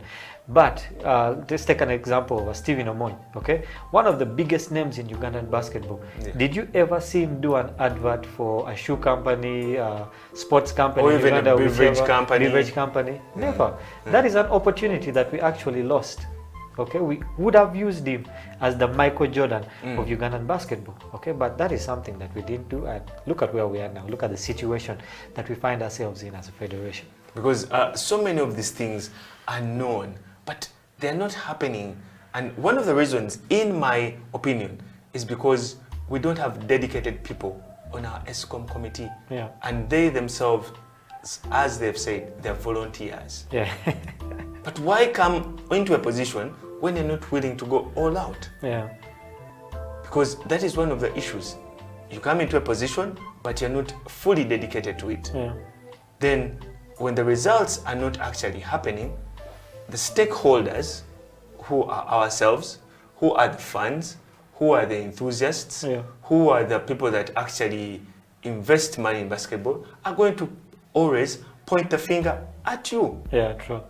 Yeah, and you know, like how we keep discussing about the CEO. The CEO, I do not know which part, I don't know who they are bringing, because all of a sudden that is a topic that has gone silent in the federation. And that's the person that we need right now to answer some of these questions. No, he's the person that is actually going to carry this big cross. Yeah. Because it is really a big cross. It's a very big cross. There's a lot of baggage. Yeah. There's a lot of baggage. Whoever that is, I wish them the best. They're going to find themselves, you know, like how they say, you jump from the frying pan to the fire. This one is jumping directly. No, he's not jumping from the frying pan. Into the fire. He's jumping, not in the fire. He's jumping into the furnace. He's going to jump into the furnace. Yeah, and I don't know, but you know, it's so saddening to see something like this happen. We have the best league, I believe, top 10 in Africa. We are there, okay? And we have very good players. We have talent. We attract a lot of talent from outside, you know. Just a few things here and there for us to fix. Okay, I'm not in that position. I'm not a PR. I'm not, the president. Not an administrator. Not an administrator. I might not have skills to do all these things. But, looking from outside, okay, I believe that these are some of the things that can be fixed to make our federation and the basketball in Uganda way better. It has been Slam Dunk Basketball Talk. To the basketball fans out there, tentatively, and I repeat tentatively, the league is meant to resume on October 2nd. That is the National Basketball League. The lower division is meant to resume on October 16th. We will catch you next time. It has been Slam Dunk Basketball Talk. My name is Felix Eopal, and I have been with Emmanuel Ateng, my co-host. Catch you next time.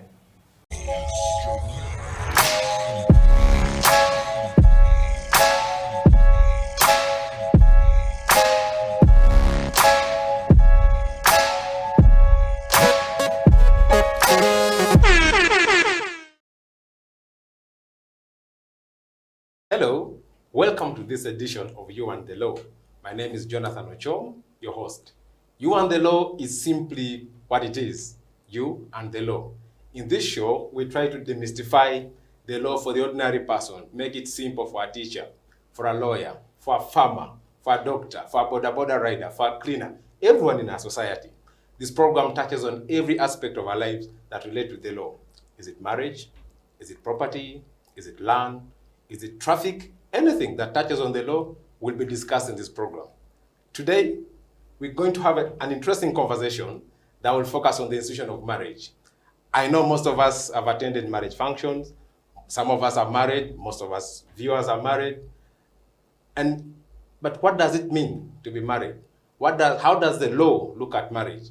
So this conversation today will focus on demystifying the whole topic around marriage and how it is viewed from the eyes of the law. And to help us do this, I have a learned mind with me, and it's none other than my friend, my colleague, Emmanuel Elau. Emma, you're welcome to the program. Thank you so much. Hello, viewers. Thank you for having me on the show. In House of Talent, when you fist bump, you spread the love. So you do this, then you spread the love. Yeah, so Emma, how have you been?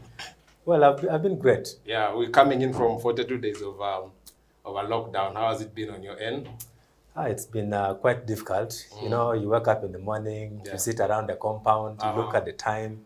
You lose sense of the calendar because you fail to understand which is a Monday and which is a Sunday. You're even lucky that you have a compound. Some people live in one-bedroom houses and Yes. have nothing to look except their iron sheets. Yeah, sure. And really, you're our first guest really on this program. And why do you think it's sort of important for people to just know about the law? Because I know you've been teaching law and practicing law for all these years. Yeah. Yes. Well, thank you. When it comes to the law, we basically live the law, on a day-to-day basis. Whether it is in your bedroom, there is a law that governs it. If you're married, for example, even if you're single, there could be something touching on the law because you might be in your bedroom with an underage girl, or you might be with another person's wife. All the things are the law. When you jump on a border, there is law. When you're driving, we're talking about traffic. If you go to a restaurant, you must ensure that you have the money because you're consuming someone's energy and investment. So you must be able to pay for that. So we interact with the law at all times. It's part of our everyday life. Yes. Man, you don't want to be in trouble after many years of working hard only to realize that you have no rights at all simply because you didn't celebrate any of the marriages that are recognized within the laws of Uganda. With that, we come to the end of this edition of You and the Law. It's a bye from us. See you next time.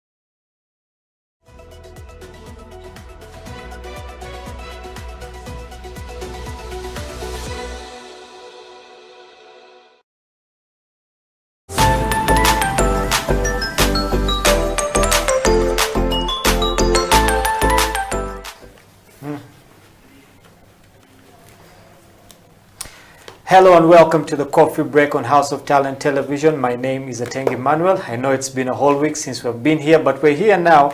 So grab your cup of coffee, grab your book, grab your pen for those who like to take notes. And we're going to have a very great show today. Remember, you can always catch us on our social media handles, on Twitter, on our Facebook, and on our YouTube. You can also catch us on our website at houseoftalentug.com. Now, today in the house, we have a man who has been here before, and due to public demand, he's back again. You know, he's a very wise barrister. He has been around the coffee game for a while. He has been into some research. He has been into barista competitions, and he'll be telling us, you know, more about that. And the best thing about him is that he's a very down-to-earth person. He's a very humble guy. Ladies and gentlemen, welcome with me, Chiganda Ibrahim, back to the Coffee Break. Ibra. Yes, please. How are you? I'm okay. How are you? I'm okay. It's very good to have you back. I'm very, very happy. It's been a while. Yeah, it's been a while. What have you been up to, basically, you know? I have been working on a lot of things. Yeah. Yeah. On station, Yeah. some small field work. Okay. Trying to design some few projects for myself. Yeah. Yeah. So are these things like top secret? You can't let us know. You just you want us to wait, you know, Yeah, till you it have comes to out. wait until the right time. Yeah. And we are really cooking something new. Yeah. Yeah. Interesting. Well, I really, personally, I can't wait to see what you have in store for us. Yeah, Yeah. sure. Now, I know that you have an SCA certification. Yeah. So I wanted to ask, how does one get that certification? And after getting it, what does it mean to you as a barrister to have that certification? Okay, the SCA certification, it was like a chance for me. Yeah. Like luck. So there was a group that so much into coffee. It's like a coffee platform. Yeah. And there was this link that was moving around. So like, let me try it and see. So I applied, and luckily enough I was called under a company, Wild Coffee Bar. So we had a trainer from Nairobi, one of the authorized SCA trainers. Yeah. So we had to take up the course and get done. We did exams and I passed. Yeah. Yeah, that's when I got the certification. Yeah. So what kind of training do you guys do in this course, and was it different from the training that you already had before that? No, it was almost the same, only that it was more of an advanced skill. Advanced course, yeah. So it was basing on sensory skill and green grading, of which you first acquire the basic quality control skills. Okay. Then you go ahead and advance. Yeah. Yeah. So you talked about, you know, someone coming in from out to basically take you guys through the course. Yeah. So don't we have also people in Uganda who can take us through the same course? Do we need to go outside to bring people in? I think we have potential people. Yeah. Like qualified Q&R graders, if I'm to say. But I think this is an organization, the SCA, Specialty Coffee Association of America. So they have to send an authorized trainer within that kind of organization to come and train. Yeah. So do you have any future goals of maybe also becoming a trainer with the same? That's my goal. I want to be the first SCA trainer in Uganda. Yeah. So what is it going to take for you to get to that level? It's all about connections, Yeah. making friends and reading, practicing. Yeah, that's all. Well, I hope you made enough friends, you know. Yeah, I've made a lot of friends. to get to that spot. Yeah. You're now working at the Coffee Wild Bar, and how long has it been now? 2 years. 2 years. Yeah, So and a half. before you got a job there, what were you doing in that period? Before Wild Coffee Bar, I was doing it's like a support staff with the Uganda Coffee Development Authority. Yeah. So we would go and brew coffee to people like in different regions. Yeah. I've been to Mbara, I've been Kasese, I've been to Mubende, I've been to Kagaidi, I've been to Jinja, I've been to Mbale. Yeah. Yeah, so I've been helping out with some UCD officials Yeah. to carry out the promotions and trainings. Yeah. Yeah. So now you get a new job at the Wild Coffee Bar. You know, how has it been for you? Transitioning from traveling all over the place to being at a station, you know, in one place. You know, how's the experience been for you? Well, it was a new experience for me because Yeah. I was so much involved into traveling. Yeah.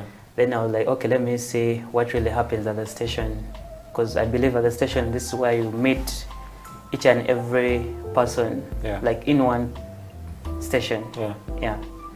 Yeah, so you talked about, you know, traveling all over Uganda. Which was, you know, your favorite destination? One that you can't forget. Pardon? Yeah, your favorite destination. You said you've been to Mubende, Yeah. you've been to Masaka, all these different places. So, in your experience, you know, which was the best place you ever went to? Fort Poto. Why was Fort Poto the best place? Among other things we can talk about, you know. Fort Poto, it's a very cool place. Yeah. Now it's like a city, became a city, and it's growing at a very fast rate. Yeah. Yeah, it's more of a tourism city. Yeah. Yeah. Very nice food, cool environment. Yeah. Yeah. There's I love something. Fort I Poto. believe there's something you're missing out there. I thought you'd have said, you know, good environment. The ladies out there. But by the time I was in Fort, I Yeah. think 2 weeks back, Yeah. I was in Fort. Actually, it was my first time to be in Fort Poto. Yeah. So I had a limited time to to move around, but the time that I really had Yeah. was really so amazing. I can see it from your face. So you're planning to go back to Fort Poto on That's your my- own, you know, just yeah. Well, that's amazing. It's good to have you back on the show. We were talking yesterday, and you told me that you are into some coffee research. Yeah. So, what kind of research were you doing before, and where did you reach with it? Was it successful? Research you can always fail, Yeah, or it yeah. can be successful. So, how was that research for So you? I got to know, I got into coffee research when I was still at campus through the coffee club, Yeah. Chamogo University Coffee Club. Yeah. By then, I was struggling to look for a place for internship. Then my friend recommended me there, so I applied. Yeah. So they welcomed me very, very well, and I was given this opportunity to get more knowledge about coffee growing, plant diseases, agronomy, a lot of stuff. Yeah. So I went back for my second internship. That's when I think I was doing my research for campus. Yeah. But luckily enough, we didn't complete the research. Had some challenges around there. Yeah. So I had pressure from the university. I started it late, so it was more of experiment. You set an experiment, you give it more time, almost like 2 months, Yeah. so that you can get valid results. And you're supposed to replicate it and get accuracy in Yeah. the results. So I reached a point when I had pressure from my University. supervisor. I had pressure on my own station supervisor. So like, I need to graduate as soon as I can. So I had to find ways of getting done and graduate. Yeah. But right now, I think I have a lot of time. Now I've come to realize that I need to get back to research. Yeah. Yeah. I think for most baristas, most of them just focus on, working at the station, serving coffee, but no one really gets back into research, because I believe that is a very important part for anyone, for a barista, for a farmer, for anyone really involved in the coffee business. And I think it's something that we should really encourage people to Yeah, do, true. because you don't hear of people doing coffee research in Uganda. Research is there. People are doing research. Yeah, but it's on a very small scale. Yeah, right now I think it's more of a government organization, like, it's owned by the government. Yeah, from UCDA. There's another, it's part of the NARO group. It's a National Coffee Research Institute. Yeah. So it's the common known institute that handles coffee research and cocoa. Yeah. Yeah. Yeah, So that- whatever research that comes around published. Yeah, it's from those guys. Yeah. I was actually talking to one of the guys from Naro, Owen. Owen says that, one day we should go and visit him in the field, we'll get a better understanding of, the whole coffee process. Yeah, but you were talking about having challenges, on campus, and you had to find ways, like, all Ugandans do, to finish. For the 2 years you've been working, what are some of those challenges that you have met as a barista? As a barista. Yeah. One, resources. Yeah, what kind of resources? Like personal resources. Remember, being on station, it doesn't end there. Like, I'm going to stand on a station, Yeah. do maybe cappuccinos or espressos. Yeah. There's some added skill that you're supposed to have. You need to make research. Yeah. I never had a phone by the time I joined World Coffee Bar. I never had a PC, never had equipment. Yeah. Yeah. But I had to find ways. I got my first phone, smartphone. Yeah. Yeah, so I had to research more how you can brew a perfect espresso. Also how you can come up with a very nice presentation during competitions. So by the time I joined WIDE, I was freshly from competing Yeah. on the national level. Yeah. Yeah, so Is that the only challenge, or there were, you know, other Another challenges? challenge that I had was time management. Remember, on session supposed to be there at a particular time, of which it was something new to me. Yeah, time and meeting different people of different characters, different behavior. So it was kind of challenging to me to cope up with them, but I managed. Yeah, I remember one of the baristas we had last week was saying, you know, time management is very important, because if you're supposed to be at the station by 9 and you're supposed to start work at 9, you know, then you get there at 9, yet you're supposed to already be working. It's going to be a bad day for you. Yeah, the customers true. have come, you're, you know, doing stuff in a hurry, you're a bit stressful. Yeah, so I believe, like you said, time management is a very important thing. Yeah, and you know, to baristas out there, keep time. You know, sometimes people want breakfast. You know, someone is going to work, he wants his coffee by 9 so that he can make it to the office, and you're starting at 9. Yeah, so what are some of those things? You know, apart from the challenges, I believe that, you know, life gives us challenges, but there are also good sides to it. You know, what are some of those things that you've appreciated over, you know, the 2 years, over the time you were at campus doing this research, things you've appreciated about the process that you've been through with coffee? One, my boss. Yeah. My boss is very, very, very supportive. Is that a Ugandan boss? No, he's a Norwegian boss. Very, very, very supportive and very understanding. So he gives you room to improve and grow. Then another thing that I really got from station is meeting different people. Yeah, meet friends. I've made friends. I've made friends in. There's some Colombian guys that came at station. Greece guys. US, so I've met a lot of people. Yeah, I think that, you know, never in your mind that you believe that you're going to meet all these classes of people. Yeah, that's the good thing about, you know, working in the service industry. You basically get to meet a lot of people you never thought, you know, you were going to ever meet. Exposed. Yeah. So now with this kind of exposure that you have, you know, to different kind of customers, to different work environments, you know, to traveling, you know, up and down the country. Yeah. What is your dream? You know, when it comes to coffee, you know, there are guys who want to open, you know, coffee houses. There are guys who want to get into research. What's your dream?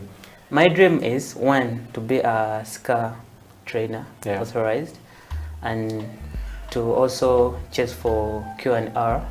So I want to be Q&R certified. Yeah. Then from there, I've seen very many people opening up coffee shops and coffee academies. Yeah. Basically barista. Yeah. So me, I want to change the whole game. Right now we are struggling to bring quality aspect on the board. Yeah. So we can't produce much coffee but of low quality. Yeah. So quality could be our next target in the next probably 2 years from now. Yeah, so my dream is to, one, to have a quality control school. Yeah. Because right now we have limited number of people that can analyze coffee. Yeah. Then my other dream is to have an on-station lab, science lab, on the farm. Yeah. So where you can do small research, can do small analysis, probably soil, water, micronutrients, acidity, pH, temperature. So that when we are processing coffee, we can measure all the parameters on the farm. Rather than picking samples, you go to maybe Kawanda or you go to UNBS, you measure the breaks. Yeah, so that's my dream. So we only have UNBS and Kawanda this time, you know, to help us with that process. Yeah, they can help, but I think it's when most people approach them. That's what I believe.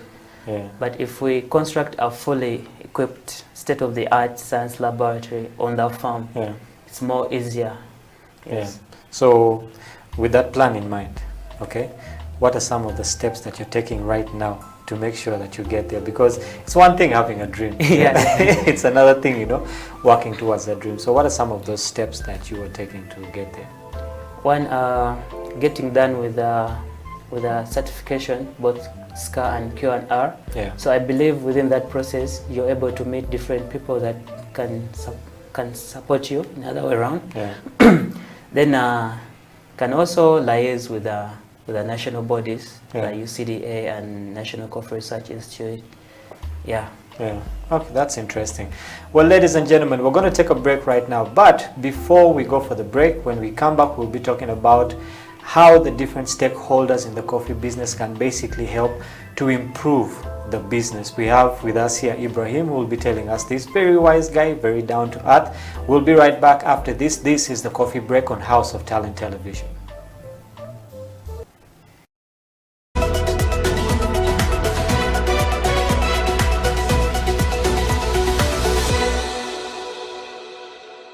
Working. Yeah. But first of all, if you're passionate about what you're going to do, Yeah. I believe in all work we do mistakes.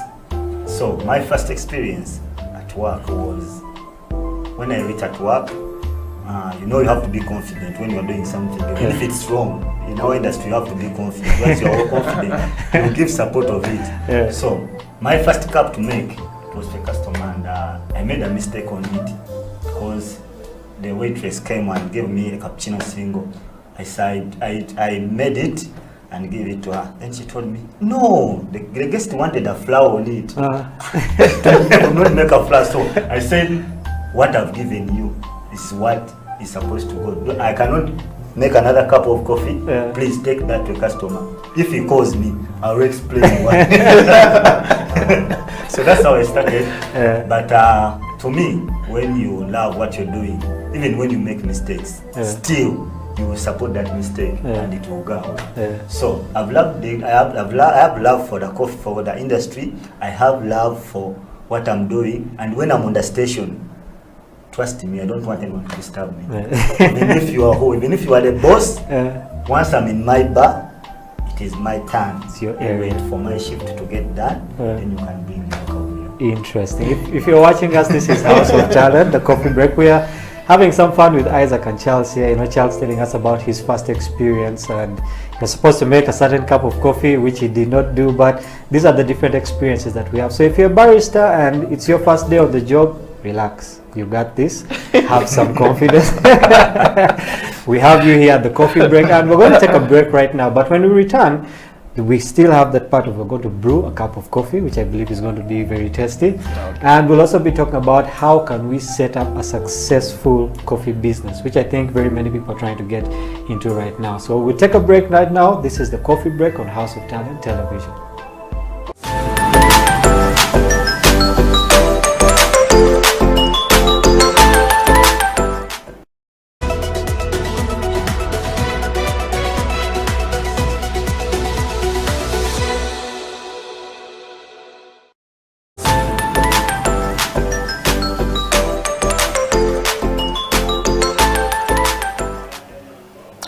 Welcome back to the Coffee Break on House of Talent Television, and this is the only coffee show in the country. So if you're not here, you're basically missing out on everything. If you're a coffee farmer, if you're a barista, if you're a business owner, if you're just a consumer of coffee, or you just love anything about the coffee process, this is the show for you.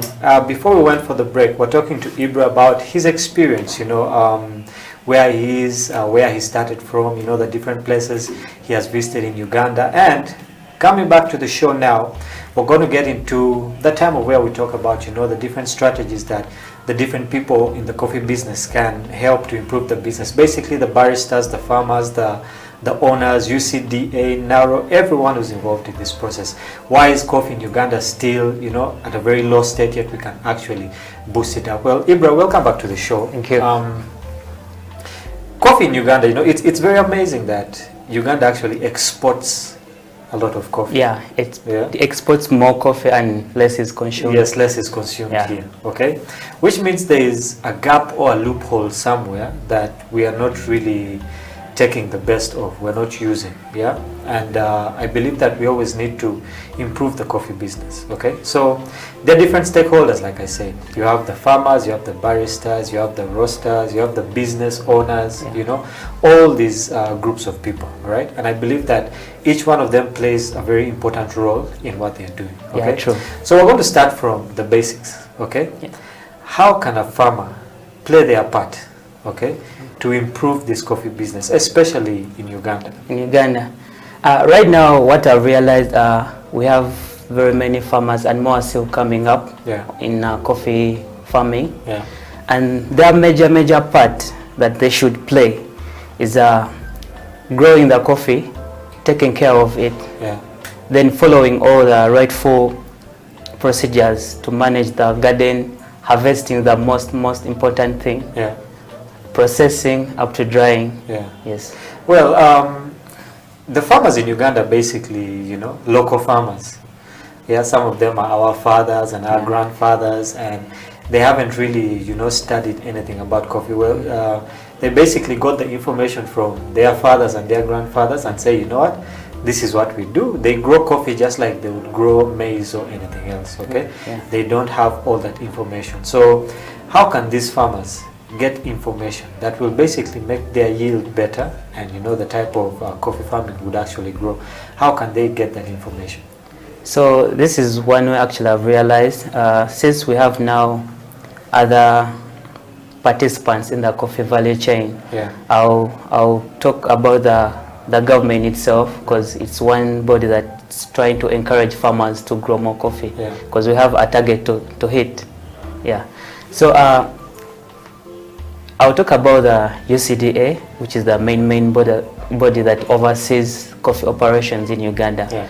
So they have really tried so hard to provide enough services to the farmers, starting from how coffee should be planted, how coffee should be harvested, and how coffee should be processed, to how coffee should be dried. At least they have done their part. Now it's upon the farmers to put all the services into consideration so that you can have a very good quality cup. So imagine I'm a farmer, okay? I have known that, you know, this is the way we do things and there is no changing it. And let's say you're working in the UCDA, okay? And you have to come down and convince me, like, you know what, you need to change, okay? Otherwise, we're not going to go anywhere. So as an official of UCDA, let's say, okay, how would you convince me, a local farmer, to change my ways so that I can be more valuable to this, you know, coffee process? Okay. Now, since we export more coffee and less is consumed, and remember, the coffee that we export is analyzed. So once it's bad coffee, it will have to be rejected or sent back. So now the thing starts back to the farm. So as me, an UCDA official, I'll come to you, show you how coffee should be handled. So coffee how should be planted. Let's say you have 1 acre. So instead of planting anyhowly, I'll advise you, you know what, let's do a spacing of maybe 10 feet by 10 or 8 by 8 so that you can have this coffee grow well, and in terms of yielding you have more. Rather than having a very crowded plantation, it will give you difficulties in managing, weeding, maybe pruning. You will find hardships, even harvesting, you get, because it will be very overcrowded. So I'll advise you that if you have your coffee spaced, you have room for pruning, weeding, and even feeding the manure. Even harvesting itself, it's very easy for you. Then another thing, harvesting. When you harvest the whole coffee, maybe most farmers have been using stripping method. So I'll tell you that when you use stripping, you're actually damaging the plant. So the plant is more subjected to drying than giving you more berries in the nearby future. So I'd rather advise you to pick the only red ripe cherries, so that you can come back still tomorrow, get more coffee, rather than stripping all the green and unripe, immatures and everything. So that you won't come back tomorrow and get more coffee. Yes. I think with such an understanding, someone can actually see their part that they're playing. Because I think that sometimes the farmers just grow to make ends meet, you know, they grow to make money, but sometimes no one really goes down to explain to them how important they are, because without the farmer, there is no coffee. The rest of everyone in that process basically, you know, wouldn't matter. So the farmers have done their part, you know, they have added value now. Now we move to the next guys. The middlemen, basically. They're those guys who move coffee from one place to the next. So what is the middleman's role, first of all? And also how would it bring value to this process? Now, the middlemen have also done their part. But in the long run, I think we no longer need their services. Yes. Why? We've come to realize that middlemen actually cheat farmers. Yeah. So their role is to connect the farmer to maybe the first buyer, probably the exporter. Yeah. So he will go down to the farmers, be like, how much do you sell your coffee? They sell maybe 8,000 per kg. Yeah. Like, no, I'm giving you 5,000. Be like, okay, since I have kids to take to school, I need money, give me that 5,000 per kg. Yeah. So he will buy all the coffee. Then he will go to the first buyer, probably the exporter or the processor. Yeah. Be like, have this coffee, I'm selling it at 12,000. You get? Yeah. So this processor or the exporter will be like, no, I'm giving you 11,000 per kg. Like, okay, cool, let me go with the money. Yeah.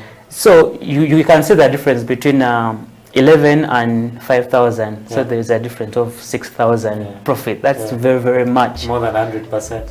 Yes. So we find that most of the profits at the farm level are retained by the what? By the middlemen. So let's get back to what? To the farmer. Yeah. Yes. So if we're eliminating these guys, okay, now how will the exporters get their coffee? How will the processors get their coffee? Should they go down by themselves, or there is something else we can do in that mix? Actually, there's something that I've realized.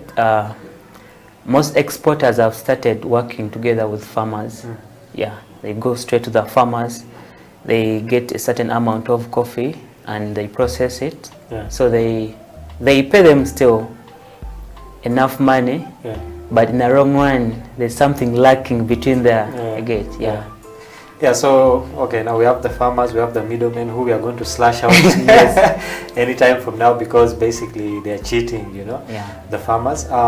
So we move on now to the next, the processors and the exporters, okay? Exporters. I believe that just as the middlemen also, sometimes the exporters themselves and the processors also cheat what? The farmers. Yeah. Yeah, but still, how can the exporters and the processors basically also be of value? You know, what strategies can they use to improve the coffee business? Okay.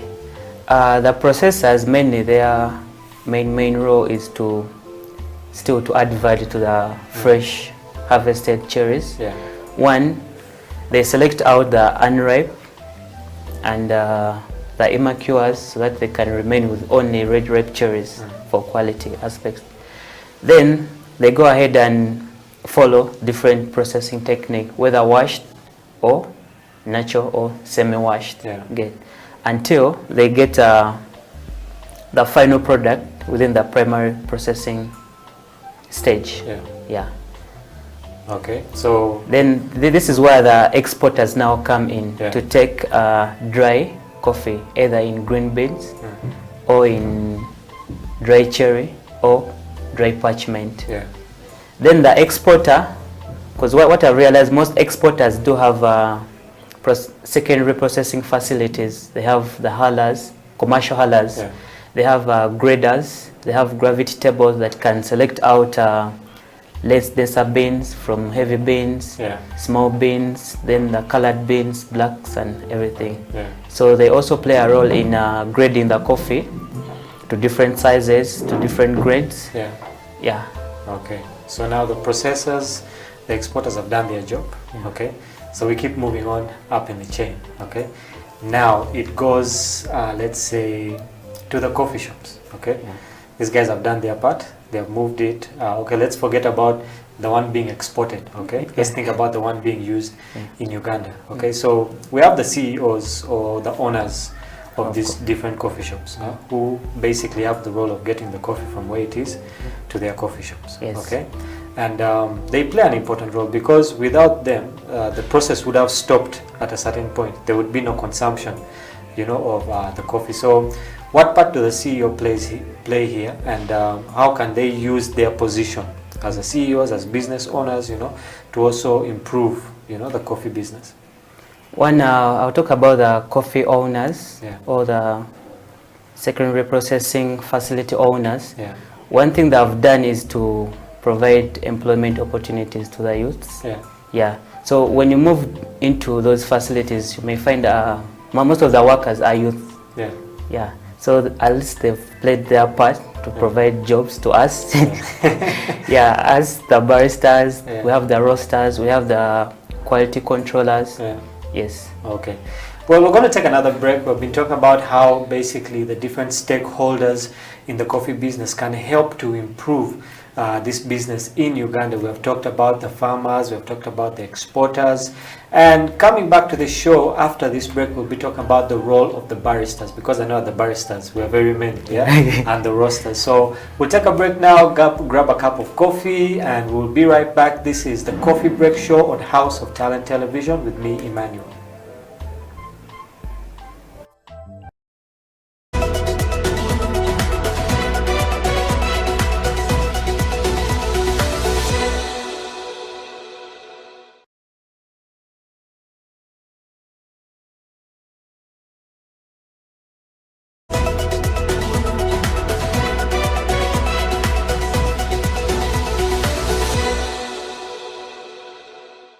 So I used to love the way our barista used to present his cups. Yeah. For example, one day he presented some nice coffee. It was a cappuccino, very nice, presented. And I asked him, how do you make this? He said, you go to a school and study. Yeah. So I used to love the passion he had. So I said one day I should learn this. So I kept on serving his orders. But I found out that most of the orders were according to the way he was feeling. You know, baristas present their cups according to the way they are feeling, according to the mood. In case he left home when he's sad, he's not happy, you will see the results in the cup. But when you see something beautiful, just know he's so happy. Yeah. So the passion he had and the love he used to put in the cup really encouraged me to join the school. Not until I got to learn about Isaac at the Pro Plus. Yeah. Then I came with some of my friends, so we are now doing the course.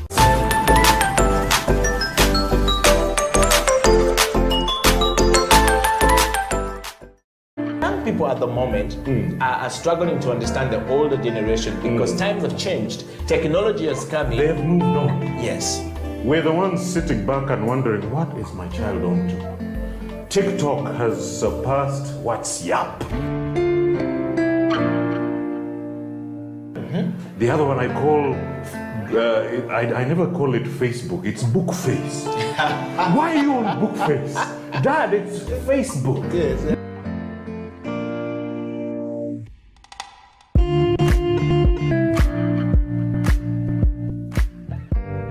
Me, I keep saying, I have a foot amongst the millennials. Yeah. And I understand the traditionalists. Okay.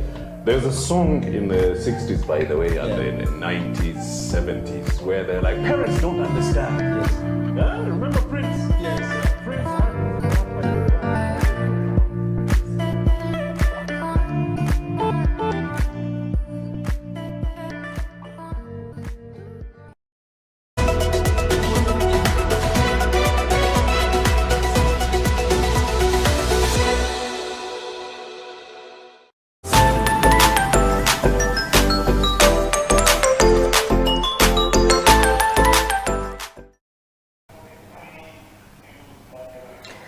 Welcome back to the Coffee Break on House of Talent Television. Remember, you can always catch us on our Facebook handle, on our Twitter, and also on YouTube, on our website at houseoftalentug.com. Don't ever miss the show. If you're a coffee enthusiast, if you love coffee, if you're a CEO, if you're a farmer, wherever you are in the coffee process, basically, you're very important to the coffee industry, and we need you to take this coffee game to a whole new level. Before we left off, we're talking about how the different stakeholders in the coffee business are playing their part, are adding value to basically take coffee in Uganda to where it's supposed to be. And before we left, we talked about the farmers, we talked about the exporters, we talked about the middlemen who Ibrahim thinks that, are going to be cut off because there are certain shady things that they do here and there. Well, Ibrahim, welcome back to the show. And before we went off, we were talking about how important are the baristas? Because I know that most people just focus on being a barista. Everyone wants, to have that cup and, design it really well. Yeah. So what part do the baristas play? How important are they? Actually, I've come to realize that we play a very, very, very big part. Yeah. So we are the mouthpiece of the coffee industry. Yeah. So, for example, maybe we're a very common person. you've walked into a coffee shop, you want to know more about this coffee and you want to have this great cup of coffee. Yeah. So the first thing that will give you the impression, one, is the aromas in the coffee shop. Be like, this coffee smells so good. Yeah. So it will give you energy to go and, you know what, can I have a cup of coffee that I'm smelling? Yeah. Okay. So baristas, we play a very big role. One, we have to, in fact, we represent the farmers' efforts. Yeah. The moment you brew a very bad cup of coffee, trust me, like, which coffee are you using? This coffee is from maybe Mbale. Mbale coffee is not nice. No. So you draw that final conclusion according to that cup of coffee that you've made. Yeah. So if you're really a very bad, I don't want to use bad, if you're not really a good barista, that thing would still reflect to the what?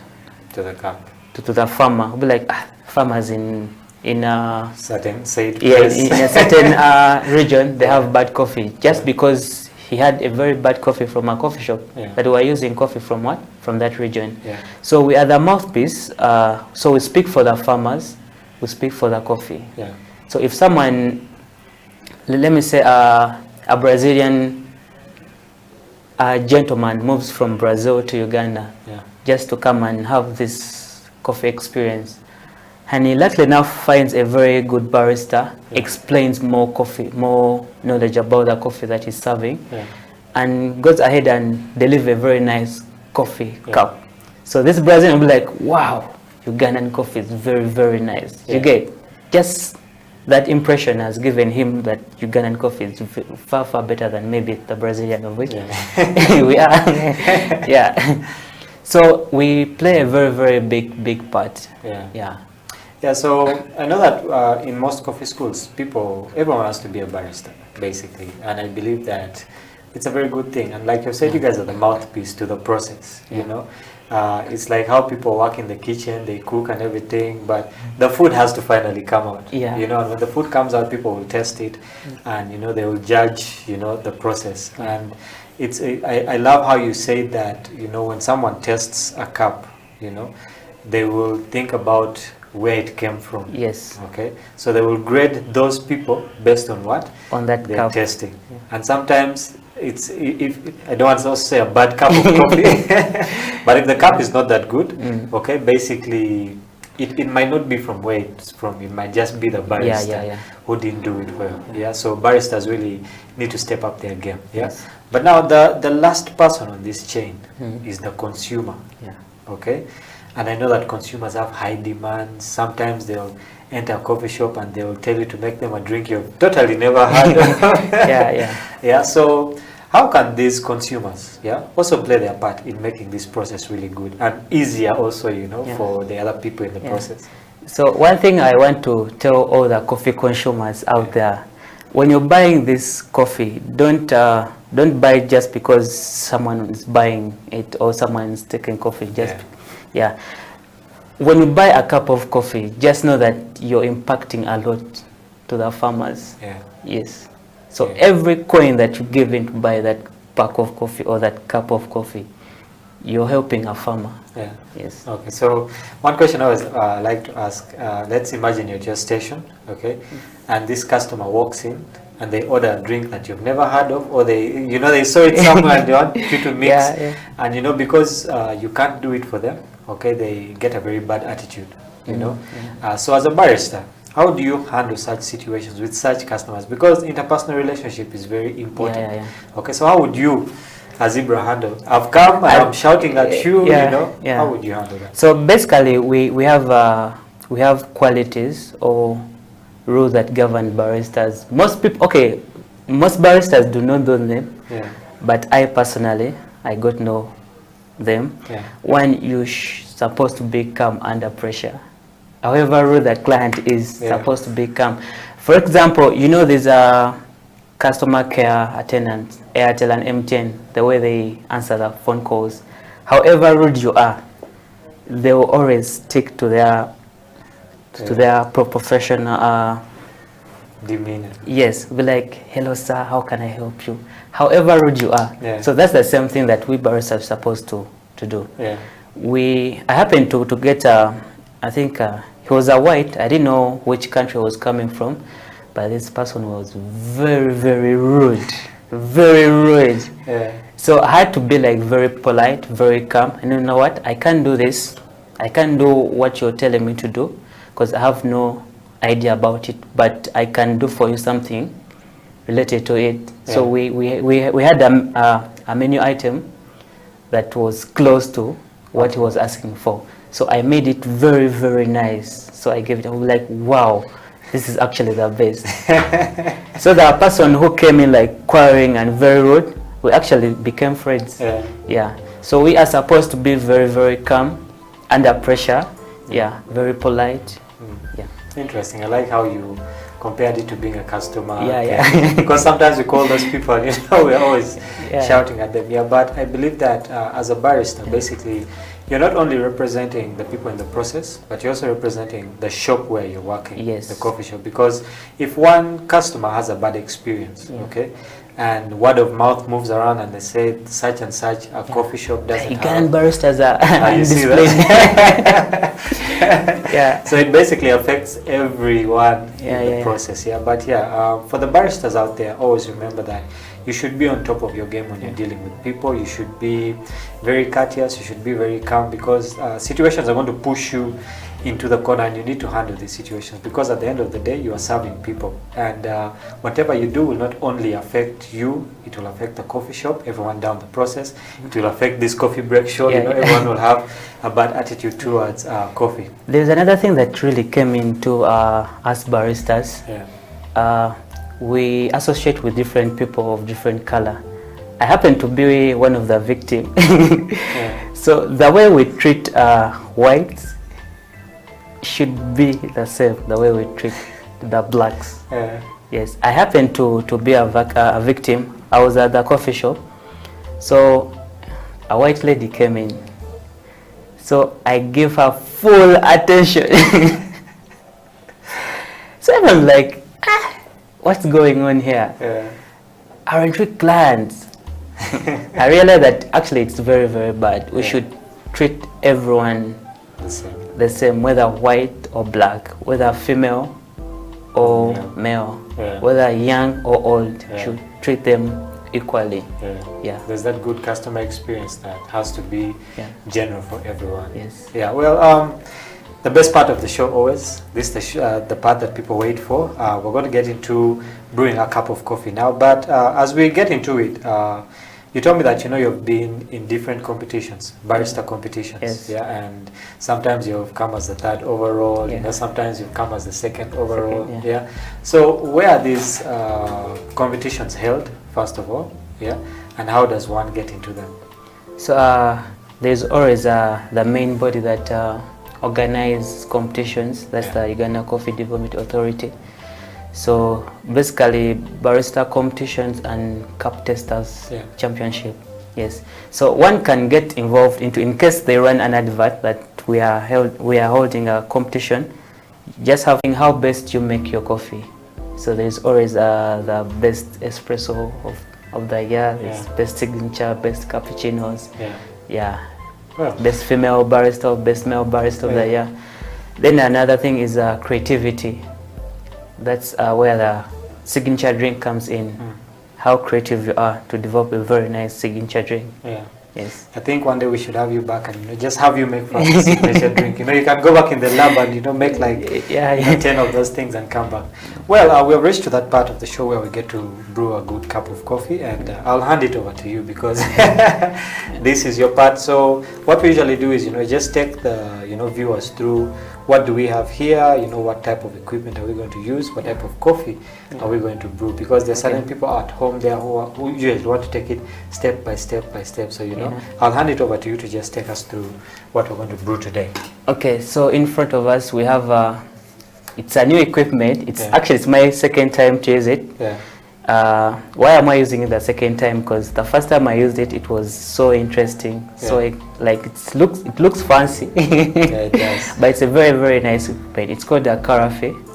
Yeah, it originated from those Arabs. So it was used to serve water, wine, coffee, juice. Yeah. Looks actually interesting. I've not seen one, you know. With Yeah. So the unique thing is about it. It has like a handle where you can serve your beverage from. Yeah. Yeah. You don't need to open all this and start Yeah, fidgeting around. Yeah. Yeah. So it operates in the same way a Chemex operates, or a V60. So it has a filter. Yeah. Only that for it has a filter holder. Yes. Okay. But nothing changes. Yeah. Yeah.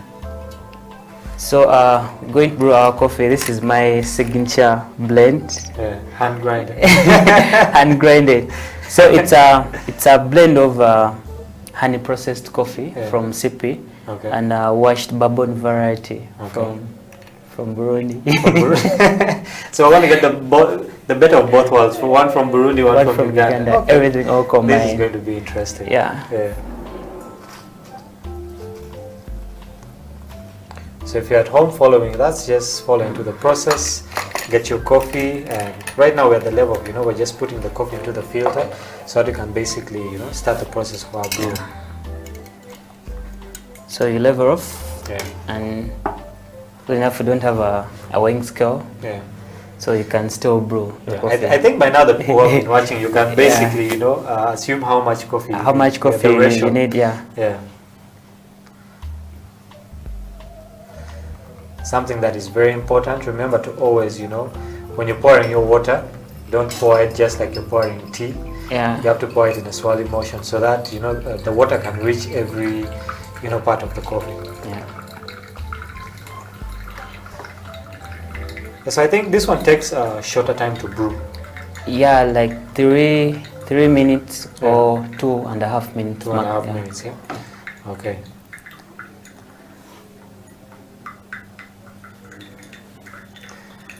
For those watching at home and you want to really have a good cup of coffee, you can follow Ibra on Instagram. Actually, I was seeing your Instagram, and I'm actually glad that baristas are now seeing the importance of social media. Yeah. Seeing Swabra Banks, the coffee goddess, and all you guys marketing yourselves. I believe that even if you're a very good barista, basically if you don't market yourself, it's also going to be hard for you to get to the next level. True. Yeah, so get onto Instagram, get onto Facebook, onto Twitter. Actually, social media is one of the platforms that we are supposed to be working with, so that you can market yourself. Yeah. Right now, I was so surprised to have a conversation with the World Barista Champion 2015. That's Sasa Sestic. And he gave me this opportunity that we even had a Zoom meeting. We had to talk about more of his innovation, the carbonic maceration. And he's so excited to come in Uganda. So he told me that the next time when he comes to Kenya, he'll definitely find a way how we can meet and talk and taste my coffee. Yeah, which is a very good thing. So you see how you got connections, just off social media. And there are very many baristas. Actually, there are very many who are not taking, advantage of this process. Yeah.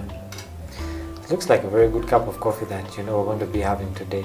Something different from Burundi and from Uganda. Yeah. So how did you come up with this blend of, actually putting Uganda and Burundi together? At our coffee shop, we have different coffee brands from different regions within Uganda and different countries within the world. So far we have coffee from Burundi, Congo, Rwanda, of course Uganda. So I happened to test these coffees separately. So I was like, how about if I add this coffee, because we have very nice coffee that has this kind of complexity. Those guys that have the bourbon variety, so it's like a new variety from ours more SL14 and SL28 and original Bugiso. So their coffees are very, very nice, but they have a character that they're lacking, of which our coffees do have. So I was like trying to blend in and see. So you created a marriage of sorts. Yeah, very interesting. I think that's why we need to reach, where people actually try to do different things with coffee. When it gets so monotonous, I think for some people the coffee gets boring. But when you can do things like this, always keeps, like now, let's say for me, a customer, always keeps me waiting for what he's going to do next. What is Ibra going to do next, you know, the next time I go to visit him at his shop. Yeah, for those who are watching, we're about to partake of our cup of coffee, which I believe is very well brewed. Yeah. Before we get there, we're still talking about, you know, the different competitions that UCDA holds. There's also the World Barista Championships. Yeah. Now, I know that there are many baristas out there who might want to get into these competitions. You know, they have the information, yeah, but they are scared. Because, you know, sometimes when you look at a competition like that, you basically get very scared and think, you know what, can I do this? Do I have, you know, the knowledge and everything? So I want you to look into that camera and just talk to the baristas. Let them know that, you know what, it's actually a good thing for them, you know, to get there. So I'll give myself as an example. One, I can't play football. Yeah. I can't play tennis. I can't play basketball. Yeah. So competition is like a game to me.